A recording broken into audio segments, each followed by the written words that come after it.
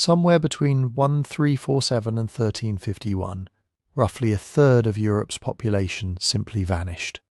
Some historians push that number even higher, up to 60% in certain regions. Think about that for a second. Not a third of an army. Not a third of a city. A third of an entire continent's people, gone in the span of a few catastrophic years. But here's what almost nobody tells you. The dying wasn't even the most important part of the story. You've seen the images, carts piled with bodies rolling through empty streets. Men in beaked masks. Mass graves dug outside city walls because there weren't enough hands left to bury the dead properly. That's the version of the Black Death everyone knows. The horror story version. And yes, that horror was real. But it's also, in a strange way, the least interesting part of what happened, because underneath all that death, something else was happening. Something almost nobody was paying attention to at the time. The plague was quietly rewriting the rules of an entire civilization.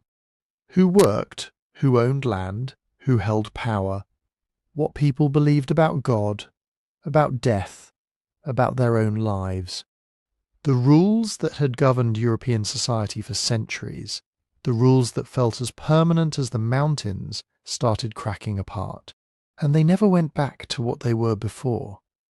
Peasants who had spent generations tied to the land they worked suddenly found themselves in demand. Landowners who once held all the leverage were now begging for labourers, offering wages nobody would have dreamed of just a few years earlier. The entire economic foundation of feudal Europe, built over hundreds of years, started buckling in less than a decade. Faith took a hit too.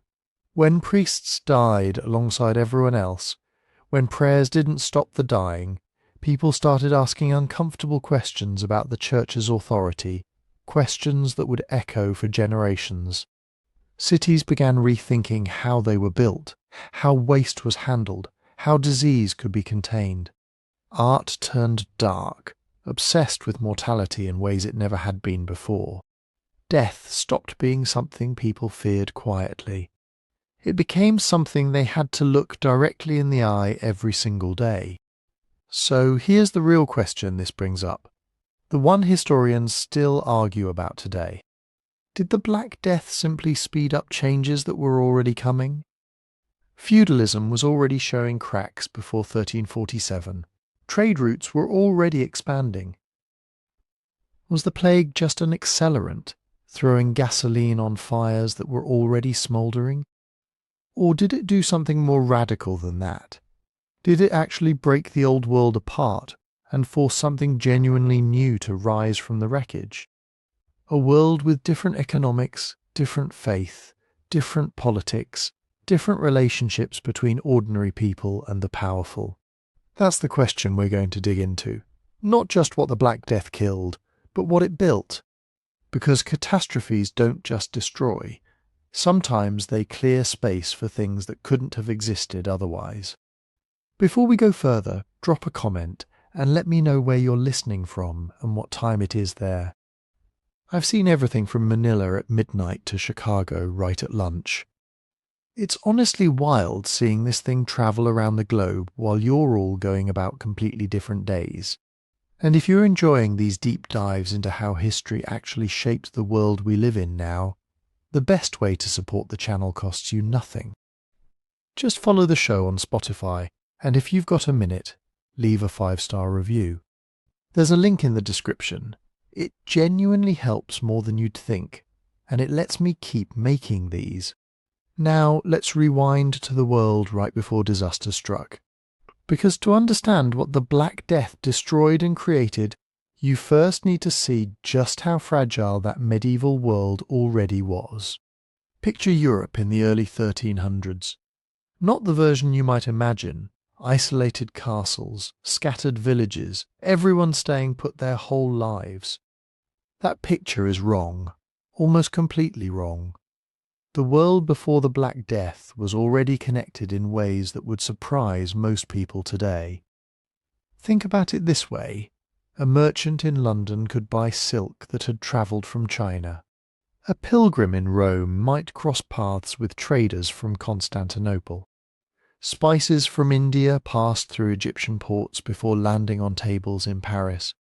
Wool from English sheep ended up woven into cloth in Florence. This wasn't some primitive, disconnected world waiting for modernity to arrive. It was already a network, stretching from the Atlantic coast of Europe all the way through the Mediterranean into North Africa, and across the vast trade routes of Asia. The Mongol Empire had made this connectivity even tighter. By the early 1300s, the Mongols controlled a stretch of territory so massive it linked China directly to the Black Sea. Merchants could travel from the Pacific to the edge of Europe, along routes that were, for the time, remarkably safe and well maintained. Historians sometimes call this the Pax Mongolica, the Mongol Peace.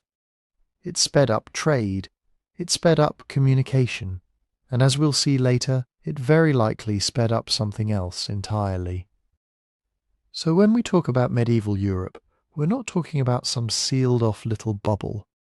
We're talking about one node in a massive interconnected system of trade, warfare, migration, and empire. Armies moved across borders, diplomats travelled between courts, religious pilgrims crossed entire continents to visit holy sites. Every one of these journeys was also, whether anyone realised it or not, a potential pathway for disease. Now layer something else on top of this connectivity. Population growth for roughly 3 centuries before the plague. Europe had been growing. Not slowly either. Historians estimate the population may have doubled or even tripled between the years 1000 and 1300. Forests were cleared for farmland, marshes were drained. New villages sprang up on land that had never been farmed before. Towns that had been little more than crossroads became genuine cities with walls, markets, and thousands of residents crowded inside them. This growth wasn't accidental, it came from genuine improvements, better ploughs, expanded use of horses instead of oxen, improved crop rotation techniques. For a while, it looked like Europe had found a formula for sustained prosperity. More people, more farmland, more food, more trade, more towns. The wheel just kept turning in the right direction. But here's the problem nobody likes to think about when things are going well. Growth like that has limits, and by the early 1300s, Europe was bumping right up against them. Agricultural technology had only improved so much. There's only so much land you can clear, only so many marshes you can drain, only so much marginal, mediocre soil you can force into producing grain. By the time the 14th century rolled around, many regions were farming land that probably should have been left alone. Poor soil, steep hillsides, areas with unreliable rainfall. Farmers were pushed to the edges of what the environment could actually support, because population pressure demanded it. Then came the warning shot. Between 1315 and 1317, a stretch of catastrophic weather hit much of northern Europe. Endless rain, ruined harvests, rotting grain in the fields. Historians call it the Great Famine, and it's easy to skip past it when talking about the Black Death. But you shouldn't, because what happened during those famine years tells you almost everything about how fragile the system already was. Contemporary accounts describe people eating seed grain meant for next year's planting, a decision that guarantees short-term survival but long-term disaster. There are reports, some more credible than others, of desperate people eating pets, eating diseased animals, even resorting to cannibalism in the most extreme cases. Whole regions saw death rates climb as starvation weakened immune systems and opened the door to secondary diseases. Estimates suggest the Great Famine alone may have killed somewhere between 10 and 15% of the population in affected areas. And that famine never really went away in people's memory. Harvests recovered somewhat in the years that followed, but they remained uneven. Some years good, some years poor, with regional shortages popping up again and again through the 1320s and 1330s. The margin for error had become razor thin. A population that had expanded right up to the edge of what the land could support now had almost no buffer left when things went wrong. So you have overcrowded farmland, uneven harvests, and populations already weakened by decades of nutritional stress. Now add the cities. Medieval towns were not spacious, well-planned places. They were crowded, chaotic, and often filthy by any modern standard. Streets narrow enough that sunlight barely reached the ground. Waste disposal that mostly meant throwing things out the window and hoping for rain. Multiple families crammed into buildings never designed to hold that many people. Cities like Paris, London, Florence, and Venice had grown fast during the centuries of expansion. But the infrastructure hadn't caught up with the population. At the same time, these cities were plugged directly into that vast trade network we talked about earlier. Ships arriving from Mediterranean ports, caravans arriving from the east. Grain, wool, spices, and people constantly moving in and out. It's almost the perfect setup. Dense population centres connected by long-distance trade routes, all while nutrition and general health were already weakened by years of famine and food insecurity. Nobody planned it this way. Nobody could have known what was coming. But looking back, it's hard not to see it as a kind of slow-motion trap closing shut. It's tempting to imagine the 14th century as some kind of frozen, unchanging world, one that the Black Death suddenly disrupted out of nowhere. But that's not quite right either. This was already a society under strain, one where population pressure, agricultural limits, and expanding trade networks were creating tension beneath the surface. Feudal structures, the rigid hierarchy of lords, vassals, and peasants tied to the land, were already facing pressure from growing towns, expanding trade, and a cash economy that didn't fit neatly into old feudal obligations. The church held enormous spiritual and political authority, but questions about corruption and wealth were already simmering in certain corners of Europe. In other words, this wasn't a stable world about to be knocked off course by an outside disaster. It was already a fragile system, stretched thin, running close to its limits, waiting for the right kind of shock to reveal just how brittle it had become. That shock was already on its way. Thousands of miles to the east, something was stirring that would turn every single one of these vulnerabilities into a catastrophe nobody in Europe could have imagined. That shock had a name. Yersinia pestis. A bacterium so small no medieval person could possibly have seen it, understood it, or even imagined that it existed. But this microscopic organism would kill on a scale that made armies, famines, and political rivalries look almost insignificant. Yersinia pestis is the bacterium that causes plague, not a vague medieval sickness, not some lost virus that vanished from history. Not a mystery disease we can only guess at from old chronicles. Modern science has given us a direct answer. Researchers have extracted ancient DNA from the teeth and bones of people buried in Black Death cemeteries across Europe. London, Barcelona, Marseille, Germany, Scandinavia. Again and again they find the genetic signature of Yersinia pestis. The same organism appears in victims from opposite ends of the continent, all dating to the great pandemic that swept through Europe after 1347. That matters because medieval descriptions can be confusing. Writers used words like pestilence, mortality, corruption of the air. They described swellings, fevers, delirium, blood, and sudden death. Those details strongly suggested plague, but now we have more than descriptions. We have the pathogen itself, preserved for nearly 700 years inside the dead. And Yersinia pestis was not new in the 14th century. Far from it. Genetic research shows that plague has a deep and complicated history. Thousands of years before the Black Death, Earlier forms of the bacterium were already circulating across Eurasia. Some ancient strains have been found in human remains from the Bronze Age, long before medieval cities, long before Mongol armies, long before anyone was writing chronicles about black swellings and bodies in the streets. But the plague bacterium changed over time. Its genetic history is not a straight line from one outbreak to the next. It branched, adapted, and moved between animal populations across enormous distances. Some of those changes made it much better at surviving in the bodies of fleas, and that was a terrifying evolutionary upgrade because fleas were the bridge. In the most familiar version of plague transmission, infected fleas feed on rodents, especially certain species of wild rodents that live in colonies across grasslands, mountains, and deserts. When rodent populations collapse, starving fleas search for another warm body. A human, a dog, a pack animal, a rat living near a granary.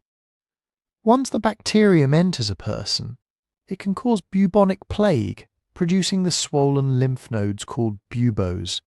It can also enter the bloodstream, causing septicemic plague, or reach the lungs, causing pneumonic plague, which can spread directly from person to person through respiratory droplets.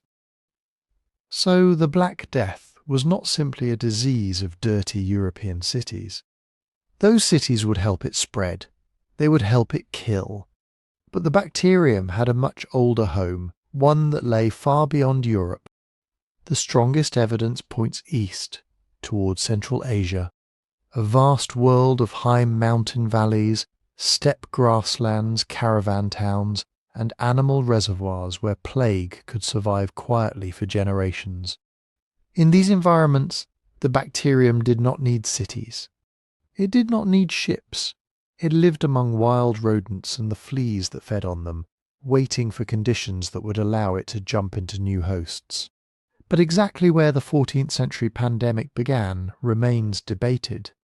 For a long time, historians spoke broadly of China, Mongolia, or Central Asia. Medieval sources mention devastating outbreaks in different parts of Asia during the 1030s and 1340s, but those sources are uneven. Dates can be uncertain, place names can be hard to identify, and an outbreak described in one chronicle may or may not have been the same wave of plague that later reached Europe. Then came one of the most important discoveries in the entire debate. Near Lake Issyk-Kul, in what is now Kyrgyzstan, archaeologists had long known about a Christian cemetery containing tombstones from the 1330s. A sudden cluster of inscriptions from 1338 and 1339 recorded deaths from something the local community called pestilence. For years that was intriguing but inconclusive. Plenty of diseases can cause a deadly outbreak. Then scientists analysed DNA from several of those burials. They found Yersinia pestis. More than that, the strain they found appears very close to the genetic point where the lineage associated with the Black Death began its explosive diversification. In simple terms, this suggests that the pandemic was emerging in or near Central Asia, around the very moment those people died. That does not mean we can point to one village near Issyk-Kul and say, this is where the Black Death began. History is rarely that neat. The cemetery may represent an early outbreak on the edge of a larger plague zone. The bacterium may have been circulating in nearby rodent populations for years, decades, or longer. Other regions may have experienced related outbreaks that left no surviving records and no excavated graves. But it does shift the picture. The Black Death probably did not appear from nowhere in a European port. Its roots seem to lie in a broader Central Asian ecological world, where plague, wildlife, climate, trade, and human movement were already entangled. And that world was connected to Europe. Picture a caravan moving west across the steppe. Not one lonely merchant with a camel, but a moving ecosystem. Traders, guards, interpreters, pilgrims, animals carrying grain, textiles, furs, spices, metalwork, and luxury goods. Horses, camels, pack animals, dogs, fleas, rodents hiding in cargo or living around camps and storehouses. Every stop along the route creates another opportunity for disease to move. The Silk Roads were not a single road, they were a web. Routes split around mountains, crossed deserts, linked oasis towns, connected river valleys, and eventually ran toward the Black Sea, Persia, India, China, and the Mediterranean. The Mongol Empire had made large parts of this network more accessible than they had been for centuries. That was good for trade, good for travel, good for the movement of ideas, technologies, religions, and wealth. It was also good for plague, not because someone deliberately carried it west, not because one caravan caused the disaster, but because a connected system gives a pathogen options. If one route closes, another remains open. If one local outbreak fades, infected people, animals or fleas may carry it into the next town. The disease does not need to conquer the world in one leap. It only needs to keep finding another host. This is where one of the most famous stories of the Black Death enters the picture. In 1346, the Mongol army of the Golden Horde was besieging the Genoese trading city of Kaffa on the Crimean coast. The city, now known as Feudal, was a major gateway between the Eurasian interior and Mediterranean trade. According to an Italian writer named Gabriele de Mussi, plague broke out among the besieging Mongol forces.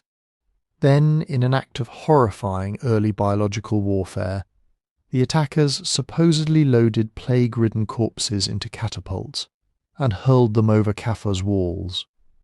The image is unforgettable.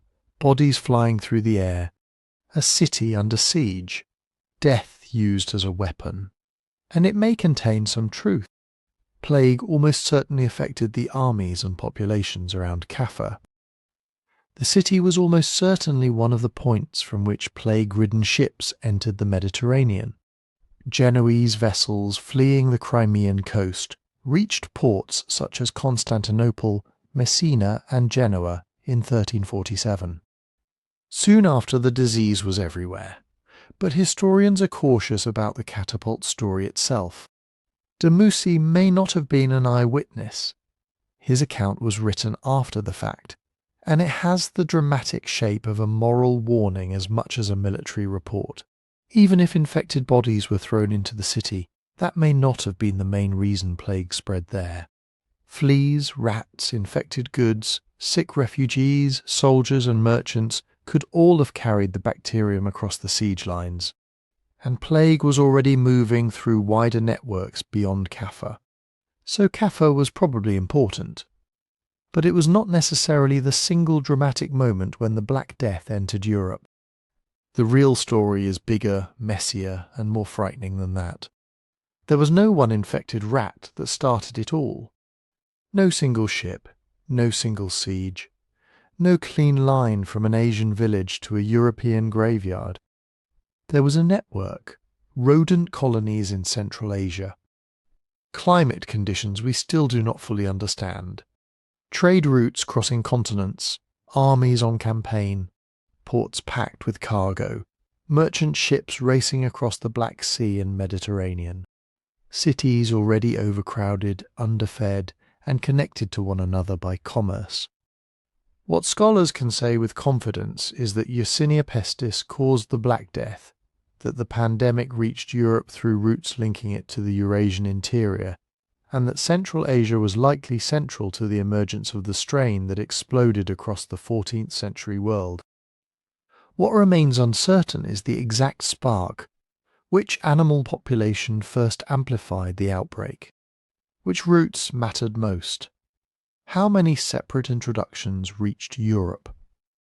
Whether changing climate, warfare, trade disruption, or ecological collapse pushed plague out of its usual reservoirs. But the uncertainty does not make the story less clear. It makes it more modern. The Black Death was not just a local disaster that wandered into Europe from some distant, mysterious east.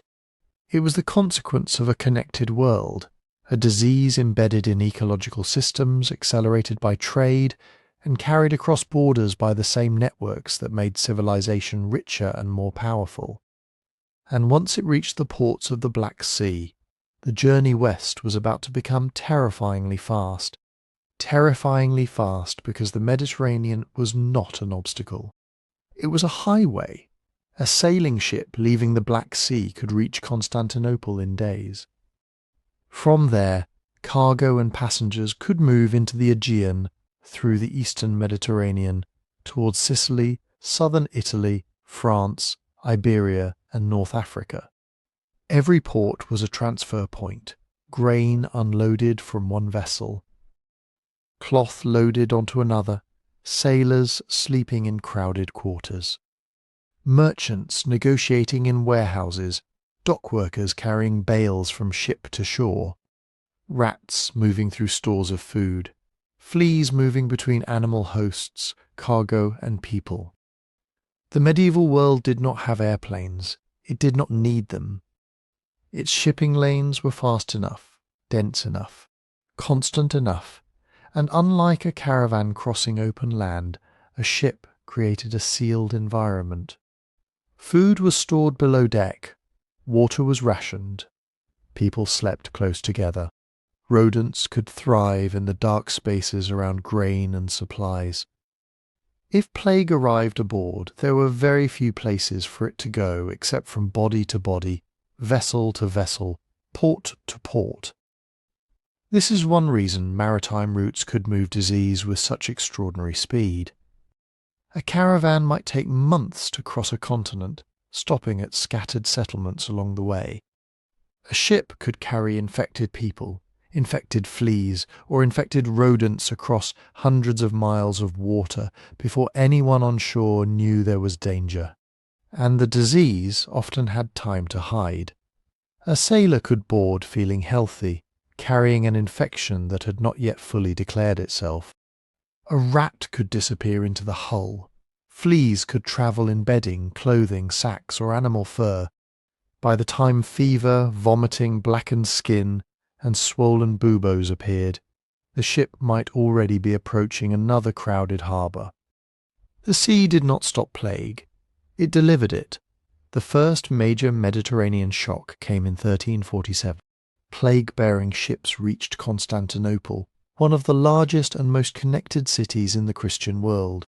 The city sat at the meeting point of Europe and Asia, linked to the Black Sea, the Balkans, Anatolia, and the Mediterranean.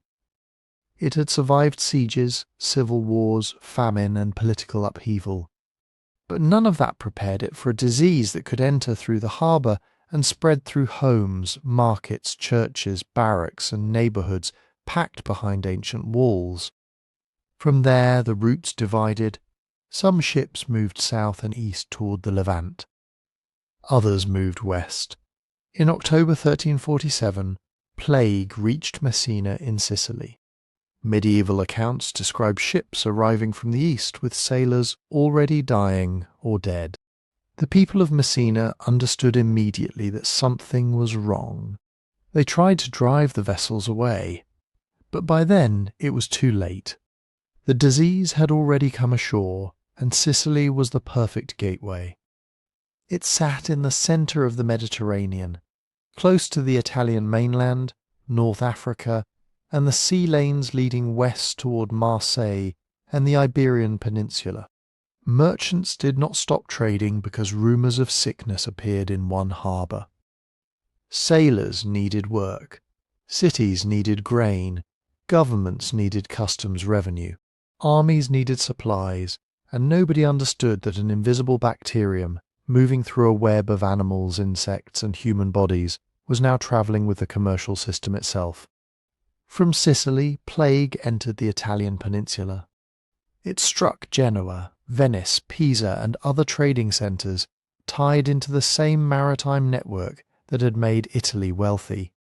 It spread into Naples, Rome, Florence, and towns that had never seen a Black Sea port. Ships brought it to coastal cities, roads carried it inland. Merchants fled danger and brought danger with them. Soldiers moved between garrisons. Clergy travelled to administer last rites. Families escaped one outbreak only to arrive in another community before their symptoms began. The movement was not always a neat line on a map. It was more like sparks landing in dry grass. One port ignited, then another, then a market town connected to the port, then a monastery, then a village on the road between two cities. Some places may have been infected by people, others by fleas and rodents. In some outbreaks, especially where pneumonic plague developed, the disease could pass directly between people through droplets from the lungs. The exact balance of these pathways is still debated. Medieval plague was not a single simple mechanism repeated identically everywhere, but the result was unmistakable. By early 1348, much of Italy was in crisis. Then the western Mediterranean began to burn. Marseille, one of France's great commercial ports, was struck in 1347 or early 1348. From there, plague moved up the Rhône Valley and into southern France. It reached cities connected by rivers, roads, fairs and merchant communities. Montpellier, Avignon, Toulouse, then farther north. Avignon mattered enormously at the time. It was the seat of the papacy, a city of clerics, diplomats, pilgrims, lawyers, servants and traders drawn from across Europe. When plague entered a place like that, it did not remain local. Every survivor who left carried news. Some may have carried infection. Every disrupted supply route spread fear into the next region long before the disease itself arrived. To the west, plague reached the Iberian Peninsula. It came by sea into ports and by land across the Pyrenees and the trade corridors of southern France. The kingdoms of Castile, Aragon, Portugal, and Muslim Granada were politically divided, sometimes at war, often suspicious of one another. Plague did not care. It crossed frontiers that armies struggled to cross. It entered Barcelona and Valencia. It reached Majorca. It moved through Aragon and Castile, through towns linked by markets and roads, through rural districts where people may have believed distance would protect them. It did not. A village could be far from the sea and still be connected to it, through grain dealers, priests, travellers, livestock markets, tax collectors, and relatives returning home. And while Europe was collapsing, the plague was moving just as devastatingly through the Islamic world. This was never only a European catastrophe. The Middle East was deeply connected to the same world of trade and movement. Alexandria linked Egypt to the Mediterranean. Damascus and Aleppo stood on major routes between Anatolia, Mesopotamia, Persia, and the Levant. Cairo was one of the largest cities on earth, dependent on the Nile, on long-distance commerce, and on a constant flow of people and goods. Plague reached Egypt in 1347 and tore through Alexandria and Cairo. It spread across Syria and Palestine, devastating cities and countryside alike. Chroniclers in the region recorded the same unbearable scenes found in Europe: too many dead, too few gravediggers, families shattered. Commerce disrupted, religious leaders struggling to explain why prayer, wealth, status, and learning offered so little protection. Then it moved across North Africa. From Egypt, maritime and overland connections carried plague west into the Maghreb, modern Libya, Tunisia, Algeria, and Morocco. Coastal cities were exposed through shipping. Inland communities were connected through caravan trade, markets, and political networks. The great historian Ibn Khaldun, whose own family suffered losses, wrote of civilization being devastated and population disappearing. His words capture something essential. This was not a disaster at the edge of the known world. It was a disaster across the connected world. Meanwhile, northwestern Europe was next. In the summer of 1348, plague crossed the English Channel. It likely arrived through southwestern ports, perhaps Melcombe Regis in Dorset, though the exact first landing remains uncertain. From the coast it moved into Bristol, London, and the roads connecting England's towns and countryside. England was not isolated. English wool fed continental textile industries. Foreign merchants crowded its ports. Ships crossed constantly between England, France, the Low Countries, and Iberia.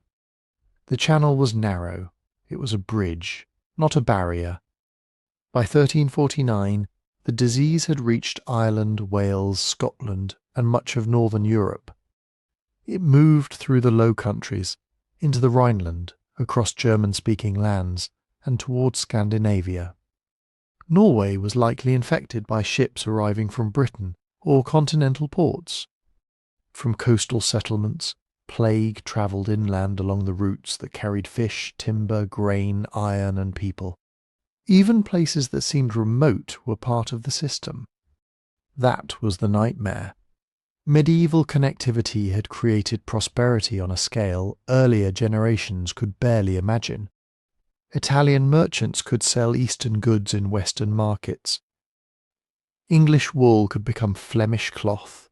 North African gold, Baltic timber, Crimean grain, Syrian spices, and Central Asian textiles could all circulate through overlapping networks of trade and credit. But those same networks had no immune system. They were built to move things. They did not ask whether what moved was useful or lethal. They rewarded speed, they rewarded volume. They linked crowded cities to distant ports, ports to caravan routes to ecological zones where plague could survive beyond human sight.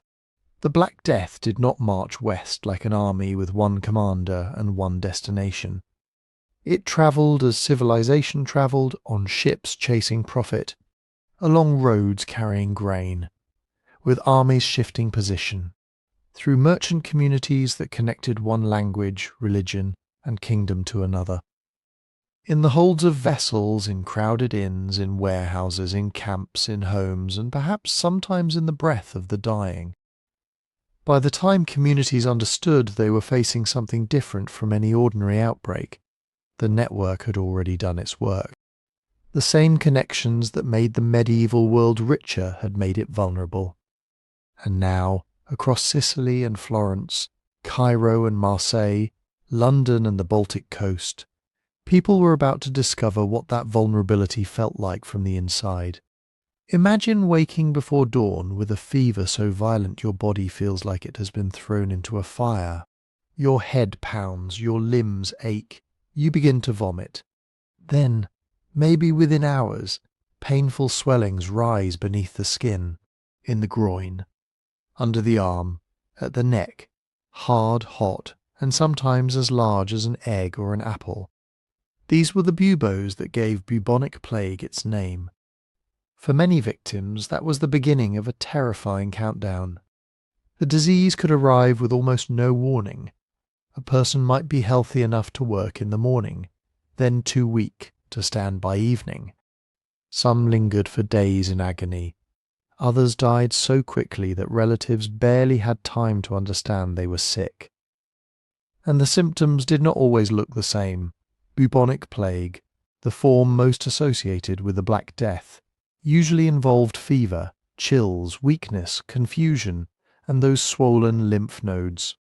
It was horrifying enough, but some victims developed septicemic plague when the infection entered the bloodstream. Their skin could darken in patches as bleeding occurred beneath it. Fingers, toes, and sometimes larger areas of the body could turn black or purple.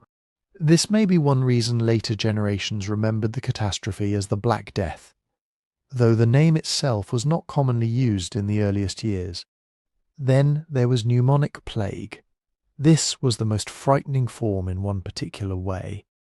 When the infection reached the lungs, victims could cough, struggle for breath, spit blood, and die with terrifying speed. Unlike plague spread mainly through infected fleas and animal hosts, pneumonic plague could, under the right conditions, pass directly from person to person through respiratory droplets. A sick child coughing beside a mother, a priest leaning close to hear a final confession, a neighbour helping carry someone from a crowded room. Nobody in 1348 knew which contact was dangerous. Nobody knew why one house was struck and the next house seemed untouched. They did not know about Yersinia pestis. They did not know about bacteria, fleas, rodent reservoirs, incubation periods, or respiratory transmission. They saw sudden illness, swollen bodies, blood-blackened skin, whole families disappearing behind closed doors, and they tried to explain the unexplainable. Some thought the air itself had been poisoned by earthquakes, rotten vapours, or a strange alignment of planets. Some believed God was punishing human sin. Some blamed contaminated food, immoral behaviour, foreigners, enemies, or whoever happened to be most vulnerable when fear needed a target. But before people found someone to blame, they had to survive the day. Contemporary writers describe ordinary routines coming apart. Markets emptied, workshops closed, courts delayed business, ships sat in harbour, fields went unploughed. In some places, people avoided even their closest relatives, terrified that love itself had become fatal. The Florentine writer Giovanni Boccaccio described parents abandoning children, husbands abandoning wives, and neighbours refusing to visit the sick. His account is literary, shaped by the shock of Florence's disaster, so historians do not treat every detail as a literal report of every household. But its emotional truth appears again and again in chronicles, letters, wills, city records, and religious accounts across Europe and the Mediterranean. People were afraid to touch the living. They were afraid to touch the dead. And soon there were too many dead to manage. At first, communities tried to preserve the rituals that made death understandable. A body was washed, relatives gathered, bells rang. A priest offered prayers. A funeral procession moved through familiar streets toward a churchyard. Then the numbers rose. Gravediggers could not keep up. Coffins ran out, if coffins had ever been available to ordinary people in the first place. Cemeteries filled.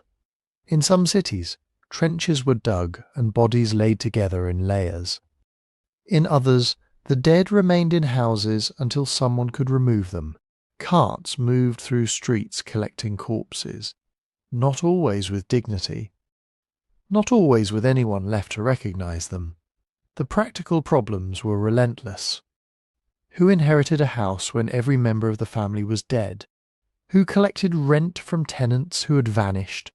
Who harvested grain when the labourers were sick, grieving, or buried? Who cared for orphaned children? Who kept animals fed when their owners had disappeared? A farm could become silent in a week. A house could stand open, its door swinging in the wind, its possessions still inside, because nobody wanted to enter. A field could be ready for harvest, and still rot where it stood.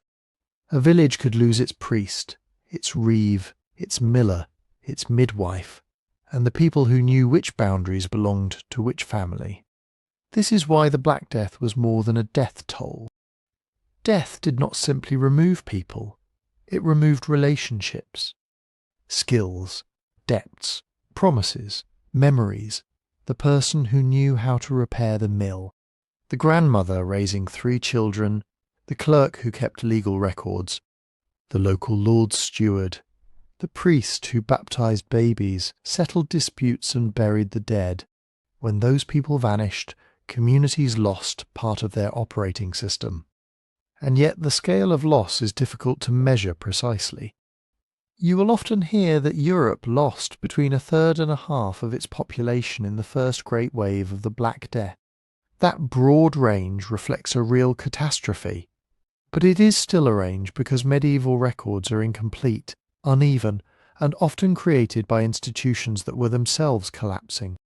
Some places kept tax lists, some preserved wills, some recorded burials, others left almost nothing, and even where records survive, they may tell only part of the story.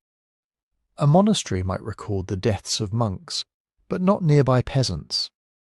A city register might show burials inside its walls while missing those who fled, died outside, or were placed in emergency pits. Chroniclers sometimes used numbers to express horror rather than provide a modern census. Rural communities, where much of the population lived, can be especially difficult to reconstruct. So historians compare evidence: wills, manorial accounts, parish records, archaeology, abandoned settlements, changes in land use, sudden drops in rents and taxes. Each source reveals something. None reveals everything. But you do not need an exact percentage to understand the human reality. Picture a street where every house contains someone sick.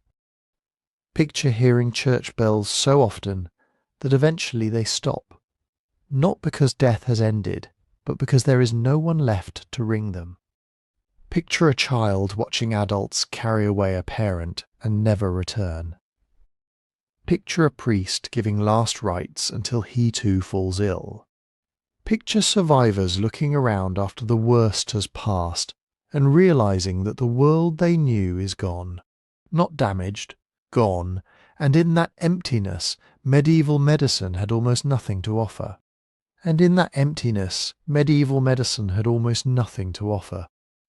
Not because medieval people were stupid, not because every physician was a fraud or every treatment was meaningless superstition. They were trying to solve a problem with the best intellectual tools available to them. The problem was that those tools had been built for a completely different understanding of disease. Medieval medicine began with balance. Physicians inherited much of their theory from ancient Greek and Roman writers, especially Hippocrates and Galen.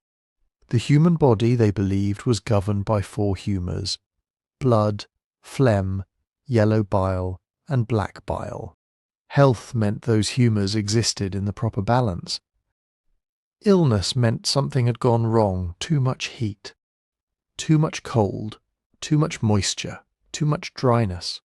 A dangerous excess of one humour over another. It was a system that could explain almost anything after the fact. A fever? The body had become too hot. Vomiting, harmful matter was trying to escape. Darkened skin, corrupted blood, swollen buboes, poisonous material gathering in the body, perhaps being pushed outward toward the lymph nodes, though nobody understood what lymph nodes actually did. And because the symptoms were so dramatic, the treatments were dramatic too. Bloodletting was one of the most common responses. A physician might open a vein, hoping to remove excess or contaminated blood and restore the body's equilibrium. Sometimes leeches were used, sometimes the patient was purged with laxatives or made to vomit. The goal was simple: get the poison out. But plague was not caused by bad blood. A person already dehydrated by fever, vomiting, diarrhea, or infection could be weakened even further by bleeding and purging. What looked like decisive medical action could leave a patient with less strength to survive. Still, it is worth pausing here. Bloodletting had been practiced for centuries because it occasionally seemed to help with some conditions. People recover from illnesses naturally. If they had been bled before recovering, the treatment received the credit. And when patients died, that did not necessarily disprove the theory. The disease might have been too advanced, the imbalance might have been too severe, the physician might have acted too late. That is the trap of medicine before controlled testing. When every case is different, and death is everywhere, it becomes incredibly difficult to know what truly works. Then there was the air. Many educated people believed disease could spread through miasma, corrupted or poisonous air. This was not entirely irrational. They could see that sickness often seemed worse in crowded, filthy, foul-smelling places. They knew that bad water, rotting waste, and stagnant air were associated with misery and disease. They were observing real patterns. They simply did not know the hidden mechanism. So people tried to purify the air around them. They burned aromatic woods, herbs, incense and resin. They carried flowers or pomanders, small containers filled with sweet-smelling substances. Homes were fumigated with rosemary, juniper, vinegar, and other materials thought to repel corruption. Some people avoided bathing because they feared hot water opened the pores and allowed poisoned air into the body. Others washed obsessively, hoping cleanliness might provide protection. Herbal remedies were everywhere. Physicians prescribed mixtures of roots, spices, minerals, oils, and precious substances. There were poultices for buboes, tonics for fever, remedies involving onions, garlic, vinegar, mercury, theriac, and crushed gems. Some treatments aimed to draw poison out through the skin. Others tried to strengthen the heart against infection. A few of these practices may have offered minor comfort. Rest, hydration, clean bedding, isolation from the sick, and careful nursing could improve a person's chances in some cases. Certain herbs may have eased pain or nausea, but nothing in the medieval pharmacopoeia could kill Yersinia pestis inside the body. And nobody knew that rats, fleas, and other animal hosts were part of the larger story. Imagine trying to stop a fire when you cannot see the flames. You can smell smoke. You can feel heat through the wall. You know something is destroying the house, but you do not know where it began, what fuel is feeding it, or which door leads outside. That was medieval medicine facing the Black Death. Physicians could observe symptoms with impressive care. They could record fevers, swellings, coughs, skin discoloration, pulse changes, and the timing of death. But they could not see bacteria. They could not identify flea-borne transmission. They could not culture a pathogen, test a treatment, or prescribe antibiotics. And the people expected to help were often in the greatest danger. Doctors had wealth, training, and status, but none of those things made them immune. Neither were priests, nurses, gravediggers, servants, midwives, or family members caring for the sick. Every act of compassion could become a gamble with death. A physician entering a plague house might expose himself to infected fleas, contaminated clothing, or, in cases of pneumonic plague, a coughing patient at close range. Some physicians fled. That fact was remembered bitterly. But flight was not always cowardice. It was also survival. A doctor who died immediately could help nobody. The same brutal calculation faced everyone: stay with the sick and risk joining them, or leave and live with the consequences. Many did stay. Clergy continued giving last rites. Religious communities cared for patients. Local healers and ordinary neighbours did what they could with food, water, beds, prayers, and burial. But the epidemic was so overwhelming that courage could not substitute for knowledge. Prayer became medicine too. For medieval Christians, Muslims and Jews, disease was not only a physical event. It could be a test, a punishment, a mystery, or a warning. People prayed for healing, they made processions, they donated money. They confessed sins. They sought the protection of saints, relics, and holy places. This did not mean they had abandoned practical action. People could burn herbs in 1 hour and pray in the next. They could call a physician, consult an astrologer, and attend a religious service, all while trying to flee the city before the gates closed. Medieval people did not divide the world into science on one side and faith on the other. They used every explanation available because the stakes were life and death. And slowly, through terror and failure, some communities began to notice something important. Distance mattered. If a ship arrived from an infected port, disease sometimes followed. If travellers entered a town during an outbreak, sickness could spread. If people lived together in cramped houses, cared for the ill, or handled the dead, they seemed to face greater danger. They did not understand germ theory, but they could recognize that contact, movement, and proximity had consequences. This insight helped produce some of the earliest large-scale public health measures in European history. Port cities began restricting ships from places known to be infected. Authorities ordered travellers to wait outside city walls. Houses with illness could be isolated. Goods, clothing and letters might be aired out or fumigated. In the Adriatic city of Ragusa, now Dubrovnik, officials introduced a system in 1377 requiring arrivals from plague-affected regions to remain apart for a period of 30 days. Later, that period became 40 days, quarantena in Italian, quarantine. It was not perfect. It could be evaded, misunderstood, or enforced unevenly. An isolation could be cruel, especially when poor families were shut inside dangerous homes with little support. But it represented a major change. Authorities were beginning to treat disease not only as an individual misfortune or divine mystery, but as a problem of movement, regulation, and collective responsibility. The old medical system had failed to stop the plague, but failure created pressure to watch more carefully, to count deaths, to monitor ships, to regulate markets, burial grounds, hospitals, and city gates, to ask which places were dangerous, who had arrived recently, and how long a community should wait before allowing contact again. Medicine had not conquered the Black Death, but the catastrophe was forcing societies to learn a new and unsettling lesson. Survival was not just about what happened inside one person's body. It depended on what an entire community was willing and able to do together. But collective responsibility had a dark mirror. When a community could not identify the real cause of disaster, it could decide that the cause was a person. The Black Death did not arrive with an explanation. There was no visible enemy, no army at the gates, no invading king, no clear poison in the water that everyone could point to. People saw healthy neighbours collapse with fever. They saw entire households die behind locked doors.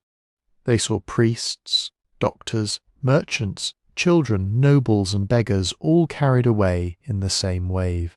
And when fear becomes unbearable, rumour starts doing the work that knowledge cannot. Maybe someone caused this. Maybe it was foreign travellers. Maybe it was people living outside the accepted religious order. Maybe it was the poor, the sick, the isolated, the strange. Maybe the plague was not random at all. Maybe there was a conspiracy. That idea was horrifying, but it also offered something people desperately wanted. Control. If the plague had been caused by human enemies, then human enemies could be punished. If somebody had poisoned the wells, then purging the guilty might save the town. It was a false explanation. But in a world where medicine was failing, where prayer seemed unanswered, and where death could arrive overnight, false explanations could be emotionally powerful. The most devastating victims of this search for blame were Jewish communities. Jews had lived across medieval Europe for centuries, often in towns and cities where they worked as traders, artisans, physicians, scholars, lenders and labourers. They were also already vulnerable. Christian law and custom frequently marked them as separate. In many places they faced restrictions on where they could live, what work they could do, whether they could own land, and how they dressed. They were outsiders within societies that had long treated difference with suspicion. Then came the accusation that Jews were poisoning wells. It spread with astonishing speed. In some places, alleged confessions were extracted through torture. Under torture, people would say almost anything. Yet these coerced statements were copied, repeated, and carried from town to town as if they were proof. Rumours claimed that Jewish agents had received poison from distant leaders, that they had contaminated water supplies, that they were trying to destroy Christianity itself. The accusation made no sense. Jews were dying of plague too. Entire Jewish communities were devastated by the disease, and in some towns Jews appeared to suffer lower mortality. possibly because of different patterns of residence, hygiene, community isolation, or simply chance. But to frightened neighbours, any apparent difference could become evidence of guilt. The result was catastrophe layered on top of catastrophe. In 1348 and 1349, massacres swept through parts of Europe. Jewish communities were attacked in towns along the Rhine in Switzerland, in the Low Countries and beyond. Homes were looted, families were murdered. In some cities, Jews were burned alive in public. In Strasbourg, one of the most infamous cases, around 2,000 Jews were killed in February 1349, before the plague had even reached the city at full force. Think about that. People murdered their neighbours to stop a disease that had not yet arrived, and after the killings the plague came anyway. That should have destroyed the conspiracy theory. It did not. By then, fear had joined forces with debt, prejudice, political opportunism and greed. Jewish lenders were sometimes targeted because dead creditors meant cancelled debts. Property could be seized, commercial rivals could disappear. Old resentments could be repackaged as emergency action. The plague did not create European anti-Judaism from nothing. It gave existing hatred a crisis big enough to explode. Some authorities tried to stop it. Pope Clement VI issued bulls condemning the well-poisoning accusations and ordering Christians not to harm Jews. He pointed out the obvious. The plague was killing Jews as well as Christians, and it was appearing in places with no Jewish population at all. Some kings, bishops, and city governments offered protection, at least temporarily. But protection depended on power, and power was often weak, divided, or unwilling to confront an angry crowd. In other places, officials enabled the violence. They allowed arrests. They accepted tortured testimony. They confiscated property after massacres. Sometimes local rulers protected Jews only because they considered them economically useful. Sometimes they expelled them once public pressure became too dangerous. Across much of Central Europe, survivors fled eastward, helping shift the centre of European Jewish life toward Poland and Lithuania, where conditions could be comparatively more secure for a time. Jews were not the only targets. Foreigners could be accused of bringing disease. Beggars and wanderers were viewed as suspicious because they moved between towns, slept outside established households, and could not be easily controlled.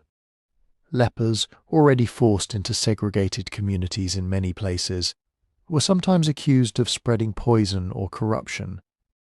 The poor were treated as dangerous simply because poverty itself was visible, mobile, and hard for authorities to regulate. This was the logic of panic. The farther someone stood from the centre of society, the easier it became to imagine them as the source of society's suffering. And then there were those who blamed themselves. Across parts of Europe, groups known as flagellants began travelling from town to town. They marched in public processions, singing hymns, praying, and whipping their own backs until they bled. They believed the plague was divine punishment for human sin, and that extreme penitence might persuade God to end it. For people watching the world die, the flagellants offered a kind of answer. Not a medical answer, a moral one. The plague had come because humanity had sinned. The remedy was suffering, confession, discipline, and purification. At first, some communities welcomed them. Their processions were dramatic, emotional, and strangely reassuring. Here was something people could do, not just wait, not just hide in their homes, act, repent, bleed, beg for mercy. But flagellant movements could become dangerous fast. Some groups attacked clergy and rejected church authority. Others helped spread anti-Jewish hatred, treating persecution as another form of purification. Pope Clement VI eventually condemned unauthorized flagellant groups, warning that their rituals were becoming disorderly and destructive. That response revealed the impossible position of medieval authorities. They had to show they were acting. They had to regulate disease, bury the dead, feed survivors, keep markets functioning, and prevent panic. But they also had to restrain the very rage that panic produced. Sometimes they succeeded. Often they did not. None of this excuses the violence. Fear can explain why people searched for scapegoats. It cannot justify murder, expulsion, torture, or the destruction of entire communities. The Black Death exposed a terrifying human instinct.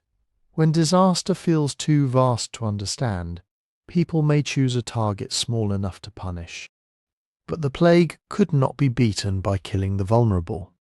It could not be stopped by burning Jews, driving out foreigners, attacking beggars, or whipping the body into submission. The real enemy was still moving through homes, markets, ships, and burial grounds, indifferent to guilt, innocence, rank, or religion. And while frightened communities searched for someone to blame, another transformation was already beginning. So many people had died that the survivors were about to discover something extraordinary. For the first time in generations, labour had become scarce. That scarcity changed the balance of power. Before the Black Death, medieval Europe had too many people chasing too little land. For generations, population had grown. Villages expanded onto marginal soil. Forests were cleared, hillsides were farmed. Families divided small plots among children until a holding that once supported one household had to support three. And below the great lords, bishops, and wealthy merchants was an enormous population of people with very limited choices. Peasants worked land they often did not own. Serfs owed labour services to a lord. Day labourers waited for seasonal work. Craftsmen competed for customers in crowded towns. Servants lived inside other people's households, dependent on food, shelter, and a wage that could barely keep them alive. If one worker refused bad terms, there were usually 10 more people waiting to take the job. That was the old world. Then the plague tore through it. Imagine an estate in 13047. Fields are planted by tenants and hired hands. Sheep are watched by shepherds. Grain is cut by harvest crews. Mills, barns, kitchens, workshops, stables all depend on human beings showing up every day and doing work that cannot wait. Now imagine that, within a year or two, 1/3 of those people are gone. In some places, half are gone. In certain villages, perhaps far more. The ploughman is dead. The dairy worker is dead. The blacksmith's apprentice is dead. The woman who spun wool for a local merchant is dead.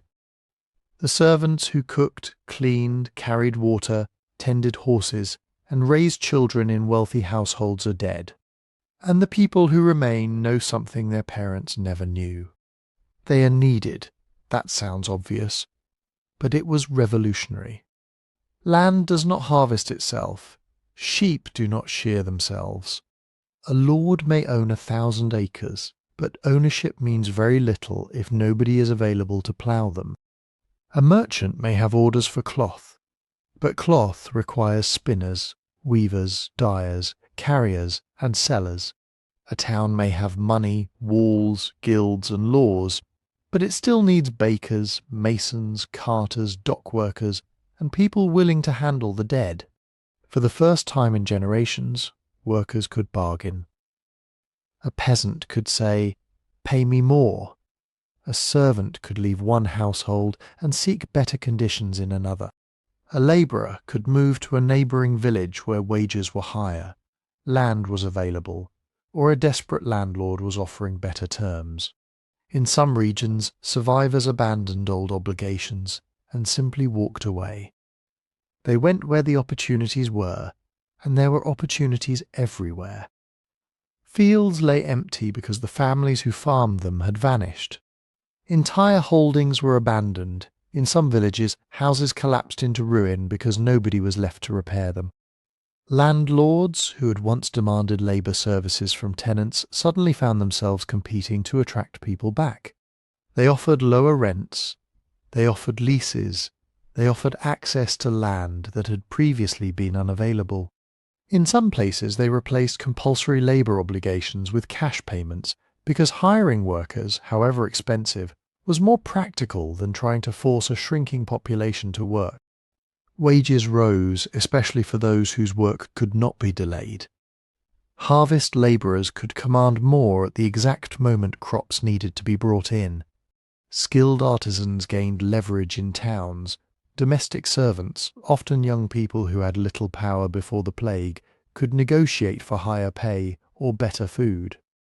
Building workers became valuable as communities repaired houses, churches, bridges, walls and mills. Even unskilled labour mattered more.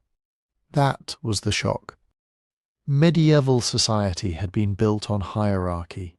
God at the top, or so many believed.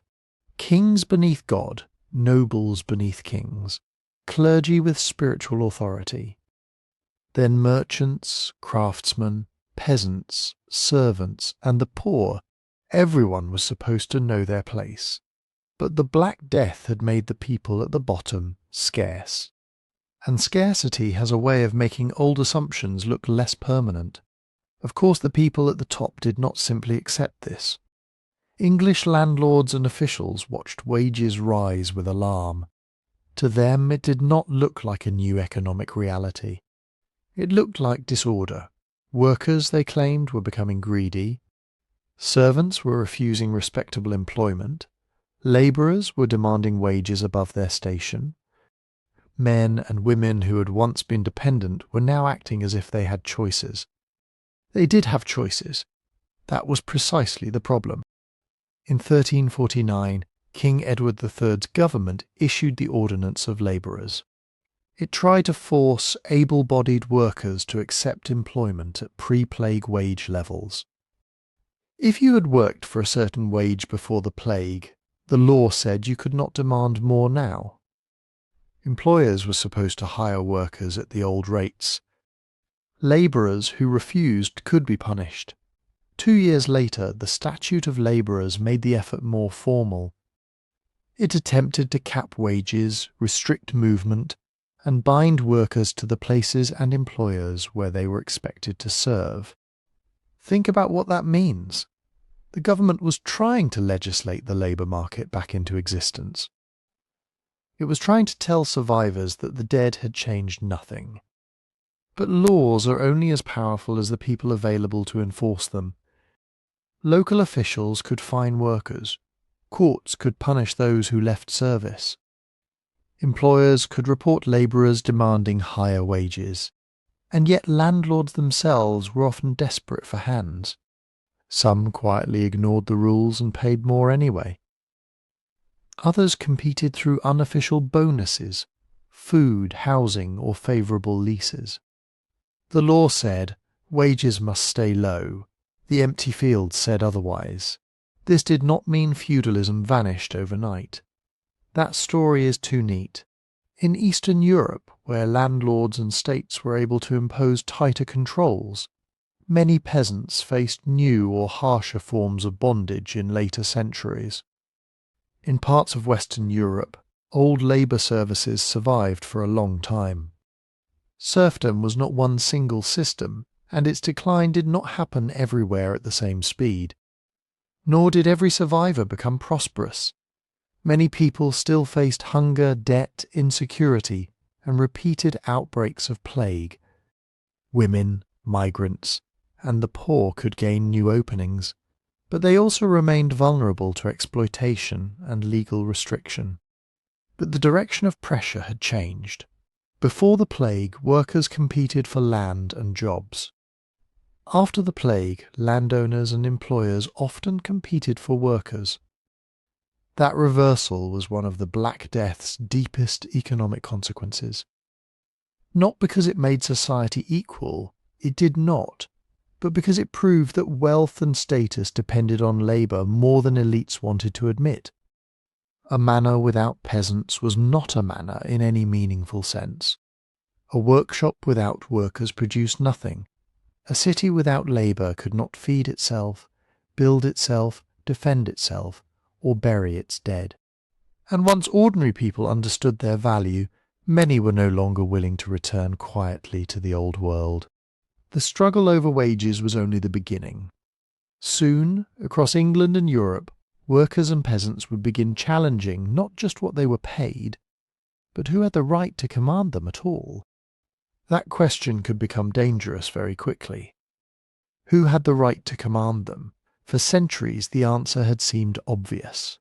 The Lord commanded because he was the Lord. The peasant obeyed because that was how the world worked. Old custom, local law, military power, religious teaching, all pointed in the same direction. A village family might have lived on the same estate for generations, owing rent, labour, fees and obedience to people they would never meet as equals. Then the plague killed an enormous share of the people who made that system function. And afterward, the survivors were asked to accept the same burdens as before, sometimes more. That was the contradiction at the heart of the post-plague world. Workers were more valuable than they had been in living memory. But governments and landowners were trying to hold them in place with old laws, old obligations, and old assumptions about hierarchy. It was like watching a dam crack while the people in charge insisted the water was still under control. In England, the pressure built for more than 30 years after the first outbreak. Wages rose despite legal restrictions. Labourers moved despite attempts to bind them to employers. Lords struggled to collect traditional services from tenants who now had alternatives. And the royal government needed money. A lot of money. England was locked in the long conflict with France, now called the 100 Years' War. Armies, ships, fortifications and military campaigns cost fortunes. So the crown turned repeatedly to taxation. By 1381, the government had imposed a series of poll taxes. Unlike taxes on land or trade, a poll tax was charged per person. Rich and poor did not necessarily bear the burden equally. For ordinary villagers already dealing with rents, labour demands and local fees, it could feel like an insult piled on top of hardship. Imagine surviving the greatest mortality catastrophe anyone could remember. Watching family members die, working harder because fewer hands remain. Being told you cannot ask for higher pay. Then receiving a demand from royal tax collectors for money to fund a distant war. That is not one grievance. That is a political explosion waiting for a spark. The English Peasants' Revolt began in the southeast in the spring and summer of 1381, but it was not simply a hungry mob suddenly losing control. The rebels had demands. They targeted records, courts, officials and symbols of lordly power. They knew exactly what those documents represented. Debts, labour obligations, property claims, restrictions on movement, the legal machinery that kept ordinary people subordinate. They burned manorial rolls because manorial rolls could bind a family to obligations reaching back generations. They attacked tax collectors because tax collectors represented a government that demanded money while enforcing wage controls. They went after lawyers and royal officials because law, from their perspective, did not look neutral. It looked like a weapon used by the powerful. One of the rebellion's most famous figures was Wat Tyler, who emerged as a leader of the insurgents marching toward London. Another was the radical priest John Ball, whose preaching captured the moral anger of the moment. He asked a question that struck directly at the foundations of medieval hierarchy. When Adam delved and Eve span, who was then the gentleman? In other words, if all humans began equal before God, where did nobles get the right to rule everyone else? That was a revolutionary question, not because every rebel wanted to abolish all government. They did not. The revolt included people with different goals, from anger at a specific tax to demands for freedom from serfdom. But they were challenging something larger than one policy. They were challenging the idea that birth alone gave one person permanent authority over another. The rebels entered London. They seized and executed several hated officials. They forced the young King Richard II, only 14 years old, to meet them. For a brief, extraordinary moment, thousands of common people had brought the kingdom's government to the edge of collapse. And then the balance shifted. Wat Tyler was killed during a confrontation with royal officials at Smithfield. Richard II reportedly rode toward the crowd and promised to address their demands. The immediate crisis eased, rebel groups dispersed. Then repression began. The royal government revoked concessions made during the uprising. Local authorities hunted down participants. Many were executed. John Ball was captured and put to death. The rebellion as an organised movement was crushed. At first glance, the old order had won, but history is rarely that simple.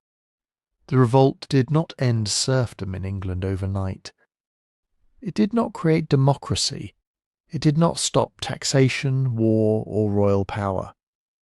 And it would be misleading to say the Black Death caused it by itself.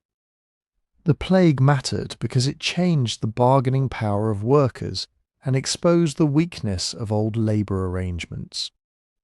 But the revolt also grew out of wartime taxes, resentment toward corrupt officials, local conflicts, legal restrictions, and the long memory of seigneurial demands. Different communities had different reasons to rise.